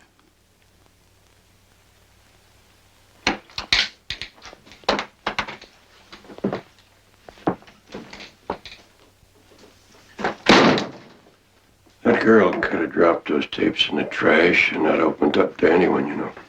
Mm-hmm. I know. Would you have let her get away with that, Barnaby? Well, all I can say is I'm glad I didn't have to make the decision. All right. I'll do what I can. The feds are gonna love what's on those tapes, I know. I have a feeling the court will go easy on her. Well, they'd better after what she's been through. Amen to that. What is this? I got 3 Joneses telling me what to do now? There's a real pushy streak in your family, you know that? Barnaby, did you see JR's knuckles? They're a mess. Yeah, well, you should see the other guy. Yeah, he fights like a tiger. Knocked a guy out with one blow. I didn't know you were that tough. How'd you learn to fight like that, Jedediah? Well, I'll tell you the truth. All the time that I was growing up... The evening sun dipped below the horizon, casting long, amber shadows across the quiet streets of the city. Inside a warm, softly lit apartment, the atmosphere was filled with a gentle hum of friendship and anticipation. Sharon stood by the window, looking out at the fading light, her heart carrying a mix of quiet longing and everyday worries. The room was decorated with a few subtle ornaments, signaling a special occasion that she had almost forgotten in the rush of her daily routine. The sharp ring of the telephone broke the silence, its sound echoing cheerfully off the walls. Sharon walked over to the small side table and picked up the receiver, a soft smile automatically lifting the corners of her lips as she heard the familiar, comforting voice on the other end of the line. It was Betty. Her voice was bright, filled with the warmth of a long-standing bond that had weathered many seasons. "Happy birthday, dear Sharon," Betty said, her words carrying a genuine affection that immediately made the world feel a little lighter. "Oh, Betty, how sweet you remembered," Sharon replied, leaning back against the desk as a wave of gratitude washed over her. "Well, I would have called you earlier, but it has been one of those days." "Yeah, I know," Betty countered with a sympathetic chuckle. Me too, me too. Have you talked to Stan?" Sharon sighed, but it was a sigh of relief and anticipation. Yeah. He called this morning from Paris, and he swore he would be home in a few days." "Oh, boy, is that going to be some reunion?" Betty asked, her excitement palpable even through the static of the telephone wire. "Oh, I know," Sharon said, her eyes shining with happiness. "Oh, I can hardly wait. Say, what are you doing now?" "Absolutely nothing," Betty replied instantly, glad to have an opening. "Could you give some company?" "I would love some," Sharon invited warmly. "Come on over. We will have a birthday drink." "Great," Betty said, already moving around on her end. "Is it okay if I ask JR to come along?" "Fine." "Good," Sharon agreed without hesitation. "We will be there in a few minutes," Betty promised. "Okay. Terrific," Sharon said. "Bye-bye." As Sharon set the phone back down, she felt a profound sense of comfort. She was surrounded by people who cared for her, people who would stand by her no matter what. Yet, just as she turned back toward the center of the room, the fragile peace of her evening shattered. The door to her apartment, which she thought had been securely locked, swung open with terrifying suddenness. Two figures stepped into the room, their faces obscured, their presence bringing an instant, icy chill that froze the blood in her veins. One of them, a man with a harsh, menacing voice that she recognized with a jolt of pure dread, stepped forward. "Did not I warn you about going to the police?" The man growled, his voice low and scraping. "Did not I tell you what would happen? Now, do not do anything you will regret later. Okay?" Sharon backed away, her hands trembling, her throat tight with a fear that threatened to choke her. She wanted to scream, to call out for help, but the sheer malice radiating from the intruders paralyzed her. The man stepped closer, raising a finger to his lips. Shoo. Good girl. Next time you listen to me." Outside the apartment building, parked in the shadows of the street corner, a heavy commercial van sat idle. Inside the vehicle, a third accomplice grew restless, checking his watch repeatedly as the minutes ticked away. "What is taking him so long?" the driver muttered, his fingers drumming anxiously against the steering wheel. "My brother is taking care of personal business," the second man in the van answered defensively, leaning back against the passenger seat with an air of indifference. "Why don't he take care of it on his own time?" The driver snapped back, his patience wearing thin. "Now, I would like to see you tell him that, Case?" Huh? Before Casey could respond, the rear doors of the van opened, and the leader stepped back inside, his face tight with a dark satisfaction. "That is it. Let us go," he commanded. Back in the apartment, the echoes of his final, cruel words still hung in the air. "I really do not want to hurt you," he had whispered before leaving. "You are so beautiful. If you go to the police again, I promise you won't be beautiful anymore." The men moved quickly through the corridors of the building, carrying the stolen remnants of Sharon's peace and her precious family heirlooms. "Make it fast," one of them urged. "Let us get out of here." Okay, the other replied, lifting a heavy bundle. Down the street, Betty and JR were walking briskly toward Sharon's building, carrying a large, beautifully wrapped gift box. JR was shifting the heavy package from one arm to the other, pretending to groan under the weight to make Betty laugh. "There," Betty said, watching him with an amused smile. "You did not really expect to carry this thing by yourself, did you?" Shucks. You have discovered the real reason for your invitation to the party," JR joked, adjusting his grip on the large box. "What do you got in here, anyway?" "A set of dishes," Betty revealed, her laughter bright against the evening air. "Thank you. Is she expecting us, or is this a surprise?" JR asked as they entered the main lobby and headed toward the elevator. "No, she is expecting us," Betty replied. The elevator ride was short, but as they stepped out into the hallway leading to Sharon's apartment, an uneasy silence gripped them. The front door to the apartment was slightly ajar, a sliver of yellow light spilling out into the darkened corridor. Betty froze, her intuition screaming that something was terribly wrong. "Sharon," Betty called out, her voice rising in panic. "Oh, listen, I gotta put this down." "Sharon." JR dropped the heavy package onto the hallway floor with a loud thud and rushed past Betty into the room. Sharon was huddled on the floor near the sofa, weeping silently, her spirit bruised and her body trembling from the ordeal she had just endured. "Oh, honey, what happened? What happened?" Betty cried, dropping to her knees and gathering her friend into a protective embrace. It is all right, honey," JR said, his voice gentle but firm as he knelt beside them, trying to offer a sense of security. Easy. I am gonna do this easy. Honey, it is all right. It is all over. I am gonna call the police." No. Sharon cried out, her voice cracking with terror as she pulled away, her eyes wide with panic. "No, don't call the police."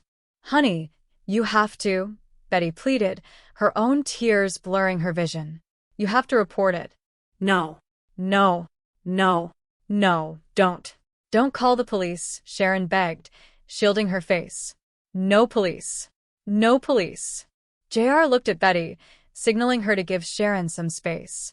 It is all right, he soothed, his hands raised in a calming gesture. It is all right. It is all right, honey. Look. The following morning, the bright California sun brought little comfort to the small group gathered in Sharon's living room. The legendary investigator, Barnaby Jones, sat in an armchair, his seasoned eyes filled with deep empathy and a quiet, resolute determination. He listened intently as Sharon tried to rationalize the nightmare. Hundreds of people are robbed every day, Sharon said, her voice hollow as she stared at her hands. I am just grateful I was not hurt worse. I can appreciate that, Barnaby said, his voice a calm, steady anchor in the room. But what I don't understand is why you won't report this to the police. Well, what good would it do? Sharon asked, shaking her head. It might help catch the one who did it, Barnaby explained softly. Might have helped in getting your stuff back, or getting a faster repayment from the insurance company. Well, they did not take that much, Sharon whispered, trying to minimize the loss. Sharon, I can't believe you, Betty interrupted, her voice filled with heartache. The brooch your mother left you. I mean, that alone. It is gone, Betty, Sharon said, a flash of defensive anger cutting through her grief. What do you want me to do about it? Hey, I am really sorry. I know you are just trying to help. Why won't you tell us what you are afraid of? JR asked gently, stepping closer. Honey, come on. What is it? Listen, we are all your friends. Tell us. Sharon looked around the room, seeing nothing but pure, unadulterated support in the eyes of Barnaby, Betty, and JR. The heavy burden of her secret became too much to bear alone. Her shoulders sagged, and a fresh tear rolled down her cheek. Betty, you don't understand, Sharon said, her voice dropping to a painful whisper. I was not just robbed. One of them raped me, too. A heavy, sorrowful silence fell over the room. Betty gasped, immediately moving to sit on the arm of Sharon's chair, wrapping her arms around her friend's shoulders. Oh, honey, she murmured. Sharon, I am so sorry. But you know the police have better ways of handling these cases now. They have help from female officers who understand. Yeah, I know, Sharon said, her voice shaking. I was down there a month ago. What? Betty asked, her eyes widening in surprise. You mean this happened before? It is the same man, Sharon revealed, the terror returning to her eyes. He wears a stocking over his head. I recognized his voice. The first time, he warned me not to go to the police. Would you wear that? JR asked, trying to piece together the details of the perpetrator's methods. Yes, Sharon nodded. I called them as soon as he left, and they were very understanding, but they just could not catch him. Well, it is still the only thing to do, Betty insisted gently. He found out, Sharon whispered, her voice trembling with the absolute certainty of her fear. Somehow he found out. Only this time he came back with his friends. To rob me, and to teach me a lesson. He said if I went back to the police, I would regret it for the rest of my life. Now do you understand? Honey, you have to do something, Betty said, her heart breaking for her friend. I mean, this way he can just come back anytime he wants. I can't go back to the police, Sharon cried, burying her face in her hands. I can't face going through that again. Barnaby Jones stood up, his face etched with a profound sense of justice and protective care. He walked over to Sharon and placed a comforting hand on her shoulder. All right, he said, his voice carrying the weight of decades of experience. At least let me help you. No one else has to know anything about it. Please. Sharon looked up into Barnaby's kind, steadfast eyes. She saw a man who would not judge her, a man who would fight for her safety with every ounce of his being. She looked at JR, who gave her a reassuring nod. Joe? Sharon turned to JR, using his familiar nickname. I will try, JR promised, his eyes burning with determination. I will try my best. Thank you, Sharon whispered, a tiny glimmer of hope finally breaking through her despair. Meanwhile, across town, a completely different scene was unfolding at a suburban residence. A commercial carpet cleaning van was parked in the driveway of a large, well-maintained house. Inside, two young men were shifting heavy machinery across a thick, plush rug. The air was filled with the loud, rhythmic thrum of the cleaning equipment. "You two guys going to make a career with this one job?" A voice called out sharply over the noise. The older of the two men, Tony Slayton, turned off the machine. He wiped his brow and looked up at the manager who had just walked into the room, looking thoroughly annoyed. "Maybe if you worked your back as hard as you work your mouth, you would be finished by now," the manager reprimanded them. "What guy?" "Just finishing up, Mrs. Cunningham," Tony said, shifting his expression instantly into a polite, professional smile as the homeowner walked into the living room. "Your husband will think you brought new carpets." Mrs. Cunningham smiled warmly, pleased with the progress. "I am glad you could fit me in before he gets home this weekend." "I can always find time for a good customer," Tony replied smoothly, his eyes scanning the room, discreetly noting the valuable artwork and electronic equipment. "It is still a little wet, so you better walk on the papers we laid down. I will send somebody by tomorrow to pick them up." "Well, I am leaving early in the morning," Mrs. Cunningham said, reaching into her purse. "Could you make it after 4? "No problem," Tony assured her. "How much do I owe you, Mr. Otis?" Mrs. Cunningham asked, turning to the manager. "I will write you a check. Just wait here." As the homeowner and the manager walked into the adjacent kitchen, Tony turned sharply to his companion, Casey, who was busy wiping down a wooden table near the window. "What are you doing?" Tony hissed under his breath. "I've got a little soap on the bottom of this table," Casey replied innocently, holding up a rag. "Just wiping it off." "There. See? "Good as new." "Thank you," Tony muttered, though his mind was already calculating the layout of the house for their next late-night excursion. "That is it. Let us go." Outside by the van, Mr. Otis was looking at his watch, his frustration mounting as the two workers took their time loading the equipment. "That is okay," Tony said carelessly as he opened the driver's side door. "My brother is waiting. We got another job." "Wait a second," Mr. Otis snapped, his voice sharp with anger. "It is 3 o'clock. Were you guys executives? I promised this woman we would be efficient. You better not disappoint her. Come on, Case." "Listen, punk," Casey began, stepping forward with an aggressive glare. "No, you listen, punk," Mr. Otis countered, refusing to be intimidated by the younger man's posture. "You take your rugs and you stuff them in your ear, you got it? You got that? You guys are fired. You hear me? You are through." Tony pulled Casey back, guiding him into the van before the confrontation could escalate further. Yeah, Tony muttered, slamming the door. As they drove away from the suburban neighborhood, Casey let out a loud laugh, leaning back against the seat. "Hey, man, that trouble lord give you trouble, huh?" "Yeah, real trouble," Tony grunted, though he did not seem entirely bothered by losing the legitimate job. "Hey, how do you do selling the stuff from last night?" "Hey, we struck gold, Tony," Casey announced proudly, pulling out a thick wad of cash from his jacket pocket. "Got almost $2,000 for the jewelry and the silver." "Hey, all right," Tony said, a genuine smile breaking across his face. "I would say that is cause for celebration. What do you say, Tony?" "You two go on ahead," Tony instructed, his tone suddenly turning serious. "Just drop me off at my place." Casey grinned knowingly, nudging him with an elbow. "You got a date with your girlfriend from last night?" "Hey, you're joking, Tony," Tony snapped, his eyes darkening slightly as he thought of Sharon. "You know me. This is a roadshow, right?" Later that afternoon, Barnaby Jones stood inside a dusty, dimly lit pawn shop in the heart of the city. The proprietor, an older man named Mel, was holding a beautiful, antique gold brooch up to the light, nodding slowly as he confirmed the item's identity. "I knew it," Mel said, his voice raspy, "the minute your secretary described it on the phone. You know, she tried a dozen pawn shops before she came to me. But like the sign says, you want the best deal in town, you come to Mel's first." "Well, I hope she remembers that," Barnaby said, a faint smile playing on his lips.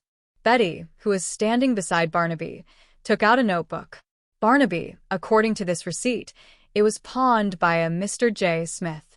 Barnaby chuckled softly, shaking his head. does not have much imagination, does he? I checked that brooch with the police stolen property list, and it was not on it yet because Sharon was too terrified to report it. This Mr. Smith, Mel, what did he look like? Average, Mel replied, scratching his chin as he tried to recall the transaction. Not, you know what I mean, about 27, 26 years old, dark hair. Any scars or tattoos? Barnaby inquired, his investigative instincts fully engaged. No, not that I noticed, Mel said, squinting into the distance. Wait a second, there was something a little funny about him. What was that? Betty asked, leaning forward. He wore a gold earring on his right ear, Mel revealed.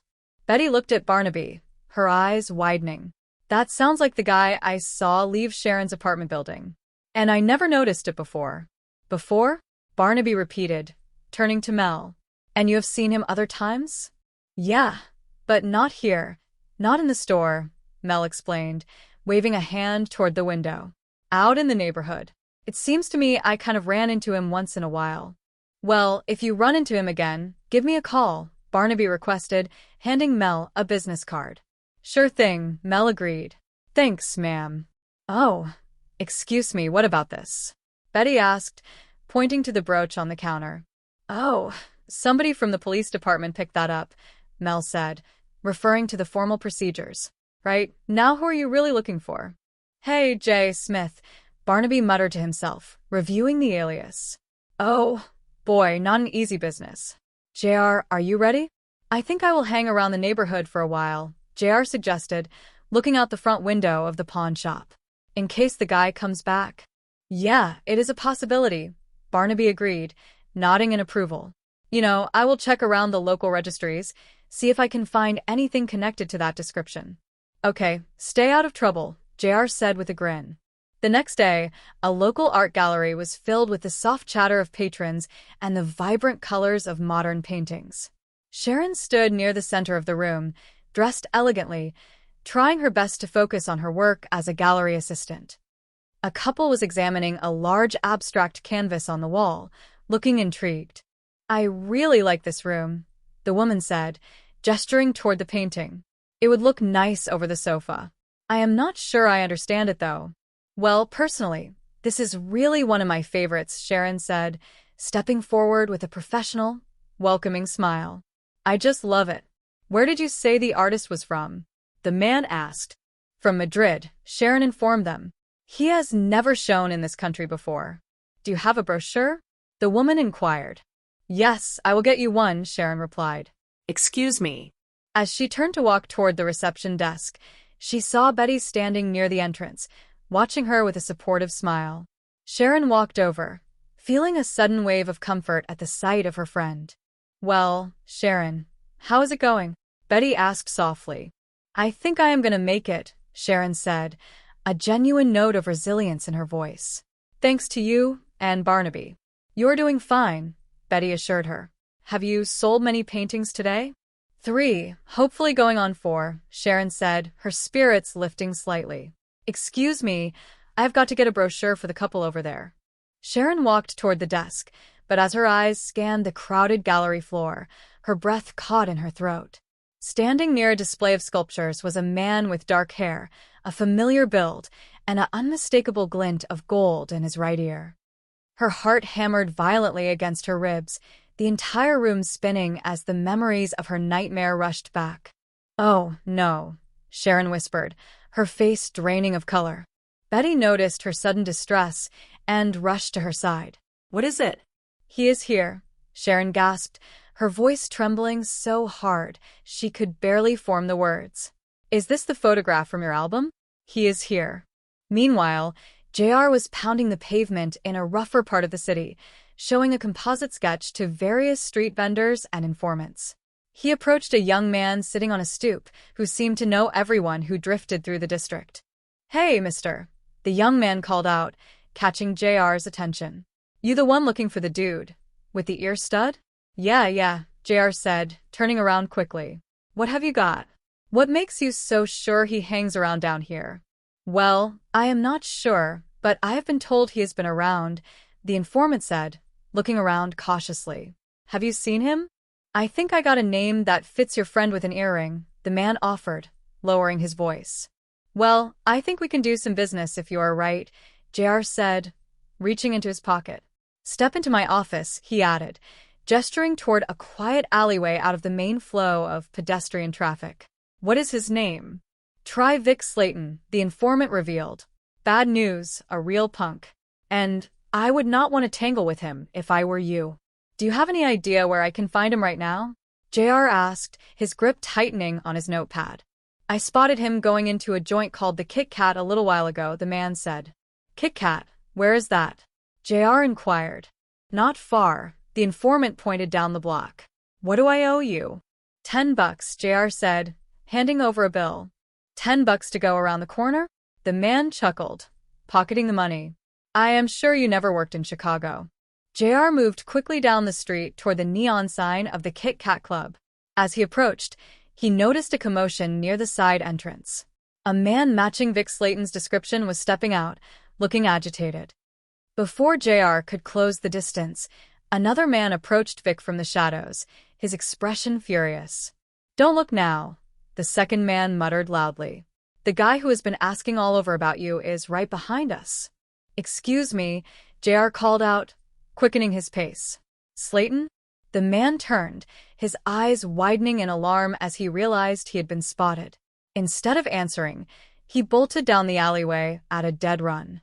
Come back here, JR shouted, giving chase as the figures disappeared into the labyrinth of city streets.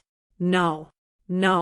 Back at the central office, Barnaby Jones was working the phones, utilizing every contact in his extensive Rolodex to trace the employer of the carpet cleaners. He finally connected with a local maintenance coordinator.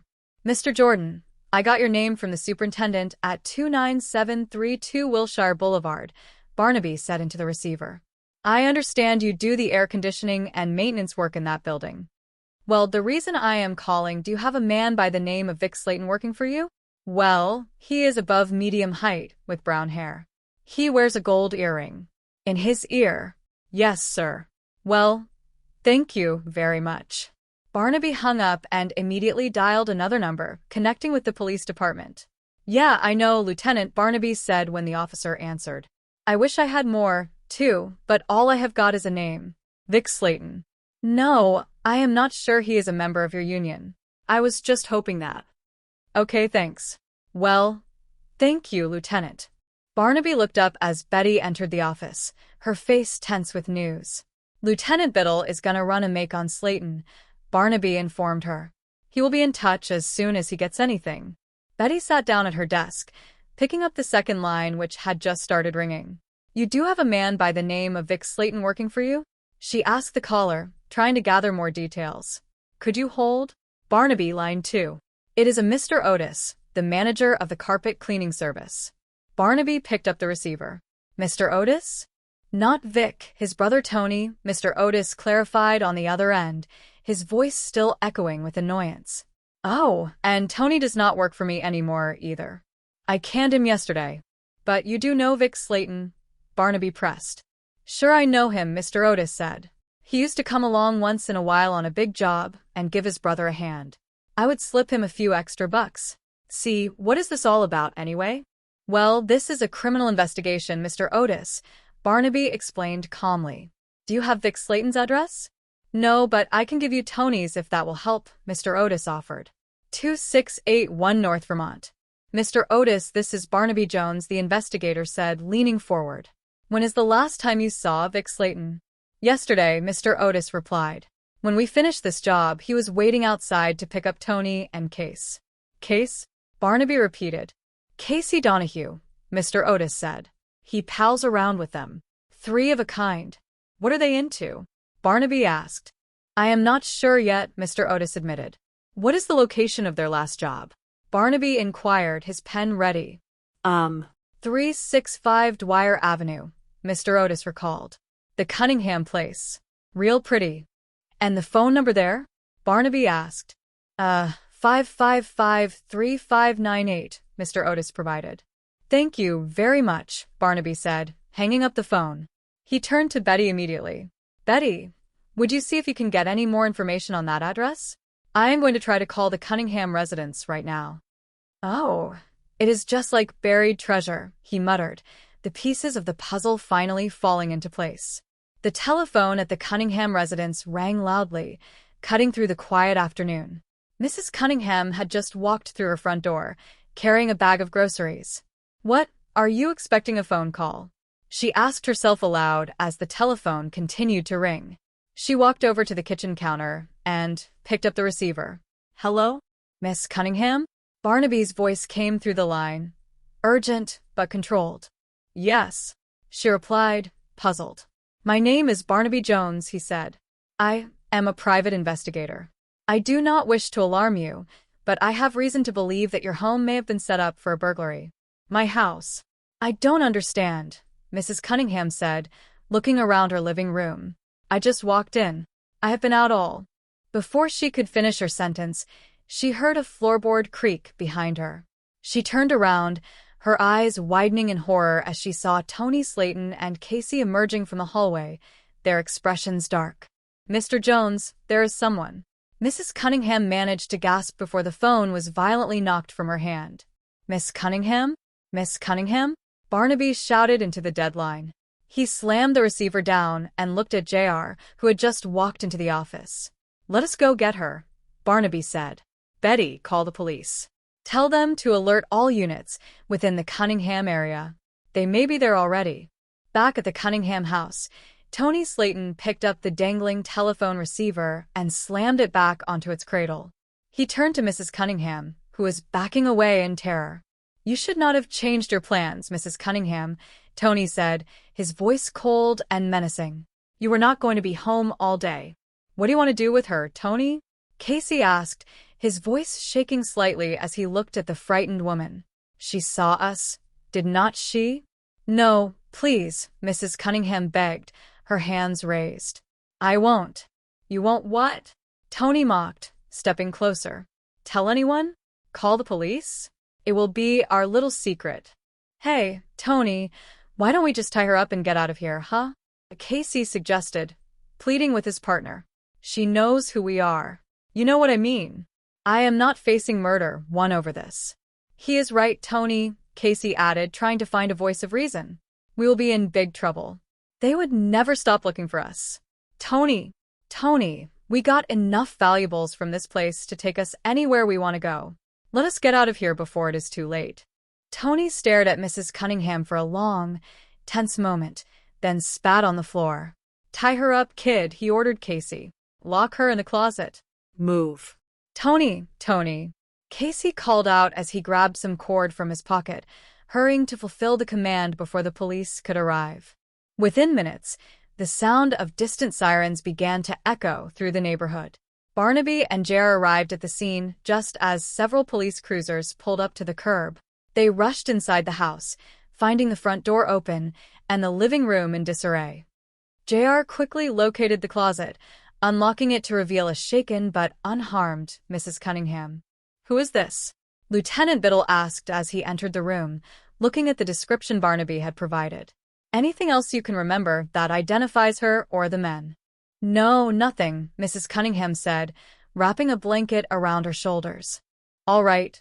Thank you, Mrs. Cunningham, Lieutenant Biddle said gently.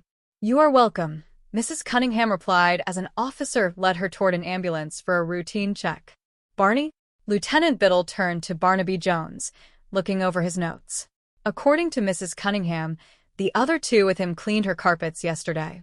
That is Tony, his brother, and a friend, Casey Donahue. Here is Tony's address, but I don't think he'll be going back there anytime soon. This case you are working on, Barnaby, the lieutenant continued, lowering his voice. You think he is the same rapist from the Sharon Henderson case?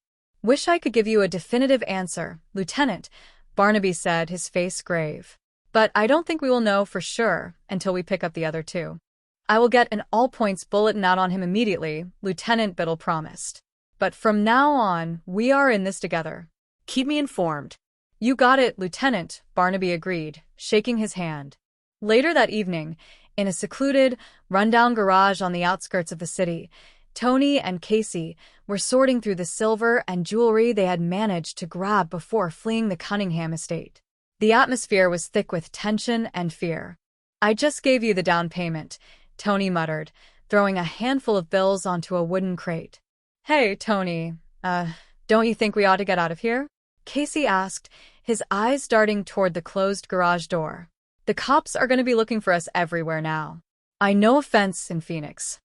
They will give us a good price for this stuff, then we can go, I don't know, Mexico, any place you want. Come on, Tony. We can't just stay here. You are right, Casey, Tony said, his voice flat, his mind clearly fixed on something else. Maybe you would better go on without me. Me? Casey asked, surprised. What about you? I got something to take care of first, Tony said, his eyes narrowing as he thought about his brother Vic, who had been caught by the authorities earlier that day due to the investigation. Maybe I'll catch up with you later. Tony, Vic is dead to us if he talks, but it was my brother, Case. Why don't you let me take care of the people who brought him down? Sure, Tony, Casey said, sensing the dangerous edge in his partner's voice. What about my share of the cash? Tony handed him the remainder of the money from the crate. Fair enough? It is more than fair, Casey said, pocketing the bills with relief. Yeah. Good luck, Tony. Oh, yeah, you too, Tony replied, watching him leave. Back at Sharon's apartment, the emotional toll of the past 48 hours was starting to show. Sharon sat on the sofa, her hands resting in her lap, looking anxious as she spoke to Betty. Stan is due home today, Sharon whispered, her voice tight with worry. What am I going to tell him, Betty? Did not you tell him about it the first time it happened? Betty asked gently, sitting beside her.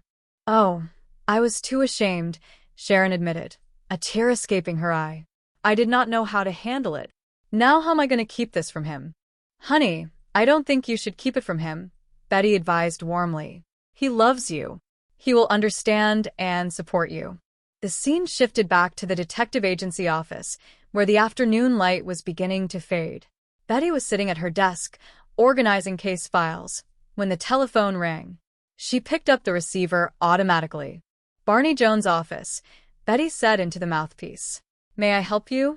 Yeah, Mr. Jones, please, a rough, disguised voice requested on the other end. I am sorry, he is not in right now, Betty replied politely. Could I take a message? When do you expect him back? The caller asked, sounding hesitant. Well, I am not really sure, Betty said, checking the desk clock. But I expect him to be calling in pretty soon. If you would like to tell me what it is about, perhaps I can help. No, It is personal, the man insisted. Well, perhaps I could help you, Betty offered again, trying to be accommodating. My wife, I think she is seeing someone on the side, the caller lied, inventing a scenario to keep her on the line. Oh, Betty said, her tone shifting to one of professional regret. Well, I am sorry, but I am afraid Mr. Jones does not take those kind of cases anymore. Well, I have got the money to pay for it, the voice pressed, growing slightly more aggressive. Well, it is not the money, Mr. Smith, Betty explained patiently. It is just that he is not interested in that kind of domestic work. Look, I don't want to talk to no secretary, the man snapped, dropping the pretense slightly. I would like to talk to Mr. Jones directly. Well, I am sure it won't do you any good, Betty replied, her voice firming up. And I am not just his secretary. I am his daughter-in-law, and I know how he feels about this kind of work. His daughter-in-law? The voice repeated, a sudden, dark realization entering the caller's tone. I see. Well, I will try someone else then. The line went dead, and Betty hung up the phone, feeling a strange, fleeting chill from the interaction, though she brushed it off and returned to her paperwork. An hour later, JR was standing near a taxi stand downtown, talking to an experienced cab driver who had operated in the area for years. He showed him the photograph of Casey Donahue. Well, there was this chick who used to dance in one of the clubs down here, the cabbie said, squinting at the picture. A cute kid, Carol N. But she danced under the stage name of Ambrosia. Well, anyway, she started going out with this guy, Casey something or other. I never saw him up close, but he might be the one you are looking for. Do you have any idea where we can find him or her? JR asked, hope flaring. Nope, the driver shrugged. Miss Carol, and do you know where she lives? JR pressed. Well, I used to drive her home sometimes with the meter running and the flag up, the cabbie recalled. Tom Grove's apartment complex, near the corner of Fountain and Spring Streets. If you want, I will take you up there right now. No, thanks, JR said with a light, appreciative laugh. I understand it is cheaper to hire a limousine for that kind of distance. JR immediately called Barnaby from a nearby payphone, and within 20 minutes, Barnaby's sedan pulled up to the curb. JR climbed into the passenger seat, pointing down the street toward an old parking lot. Barnaby, look over there, JR said, pointing. That looks exactly like the commercial van that was parked outside of Sharon's apartment building that night. Let us take a look, Barnaby said, shifting the car into gear and pulling closer to the vehicle. As they approached, a man stepped out from the side door of the van, carrying a toolbox. JR squinted through the windshield. It was dark that night, but I think he is one of them, he whispered. Okay, nice and easy, Barnaby instructed, turning off the engine. They stepped out of the car, approaching the man cautiously. As they drew nearer, JR realized the facial structure did not match the primary suspect. I don't think he is one of them, Barnaby, JR muttered. The man turned around, seeing the two investigators approaching. He dropped the toolbox in surprise. Casey, JR called out, recognizing the second accomplice from the description provided by Mr. Otis. Yeah, Casey stammered, backing away against the side of the van. I would like to talk to you, Barnaby said, stepping forward with an authoritative presence. About the Slayton brothers. Hold it right there, Casey, JR warned as the young man made a sudden move to bolt. Don't even think about it. Meanwhile, back at the art gallery, Betty called Sharon into the back office to give her an update. Sharon, Barnaby, and JR just picked up the one called Casey, Betty announced happily. Honey, that is 2 out of the 3 men accounted for. Sharon looked up, a mixture of relief and anxiety on her face.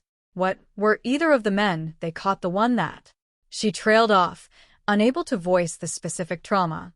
No, according to Casey's immediate confession, that was Tony Slayton, Vic's brother, who committed the primary assault, Betty explained gently. Where is he now, Betty? Sharon asked, her hands trembling. The police are still questioning Casey at the precinct, Betty said.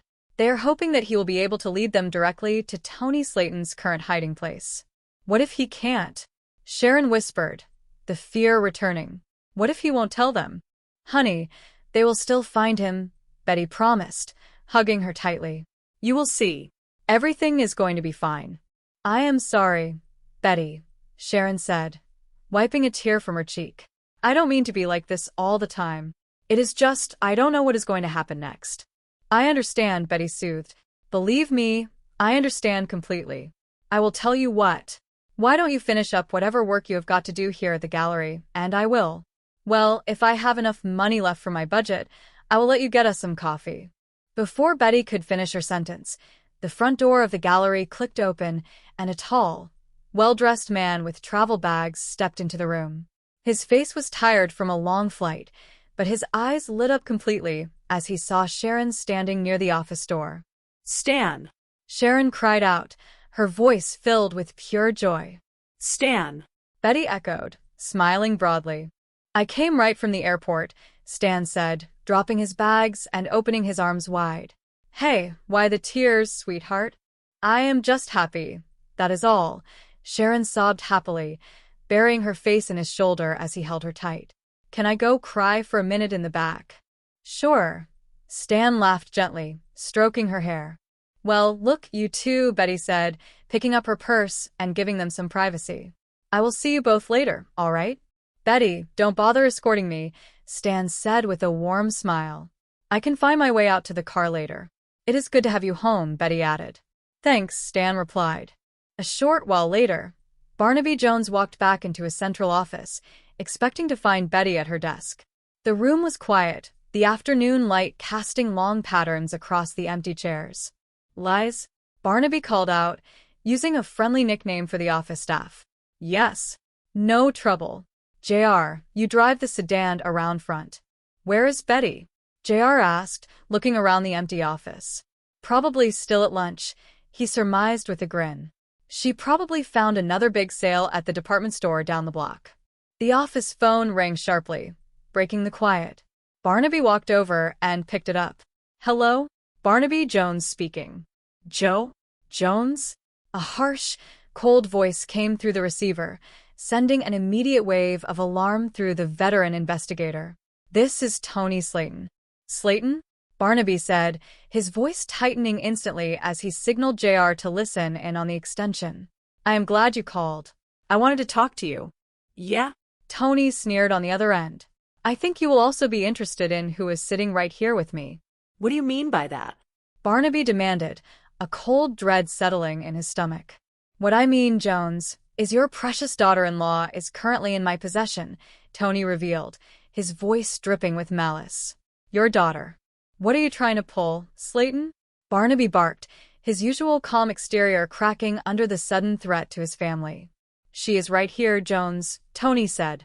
And if you don't want to see her get hurt, you are going to do exactly as I tell you from this moment on.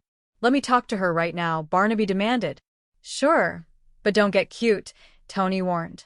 There was a brief pause, and then Betty's voice came through the line, sounding shaken but remarkably brave. Barnaby? Are you all right, Betty? Barnaby asked quickly. What happened? Where are you? I can't hear you clearly, Barnaby, Betty gasped. There is so much noise. Before she could finish, Tony pulled the phone away from her. That is enough out of her, he snapped. All right now, Jones, you listen real good to me. I am not going to say this a second time. What is it you want, Slayton? Barnaby asked, forcing himself to remain steady for Betty's sake. We're going to make a little trade, Tony proposed. Sharon Henderson for your daughter-in-law. I can't do that, Slayton, Barnaby said firmly. I won't put another innocent person in danger. Then you better start making funeral plans for Betty right now, Tony threatened coldly. Now, you know the foothill turnoff about a mile past the Newhall district? Yeah, Barnaby acknowledged, his mind mapping the rural terrain instantly. Well, you take that turnoff until you get to Camel's Junction, Tony instructed. It is just a little dirt road. You better look sharp or you will miss it. Turn right and drive until you get to an old abandoned shack. You can't miss it. It is the only structure up there on the hill. And, Jones, I won't be able to miss you either. From where I am sitting, I can see for miles around. If I see anyone following you, if anybody else gets out of that car other than Sharon Henderson, Betty is dead. Do you understand me? Slayton, it is going to take a lot of time to arrange this, Barnaby argued, trying to buy every second he could. What if I can't locate Sharon right away? That is your problem, Jones, Tony snapped. Find her. Just like you found my brother Vic. You got until exactly 4 o'clock this afternoon. And if you are even 1 minute late, the line clicked shut, leaving Barnaby with the harsh sound of the dial tone.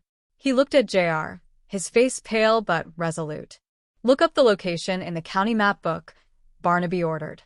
Yeah, JR said, already flipping through the pages on the desk. I got less than 2 hours to handle this, Barnaby muttered, checking his pocket watch. JR, do you have any idea where he might have been calling from? No, JR admitted, shaking his head. There is not much chance there was a working telephone line in that old abandoned shack up at Camel's Junction. Wait a minute, Barnaby said, his sharp memory recalling the background audio from the call. There was some heavy machinery noise in the background while Betty was speaking. That means he is probably still somewhere in the industrial sector of the city, holding her before he heads up to the hills. Yeah, JR agreed. Let us go back down to the interrogation room and talk to the van driver again. A short while later, Barnaby and JR were standing over Casey in the police questioning room. The young man looked exhausted and terrified as the reality of his situation caught up with him. Look, I told you guys everything already, Casey pleaded, holding his hands up. He did not say where he was taking her. He just said he had some final business to take care of in town. Maybe he will catch up with me later in Phoenix. That is all I know.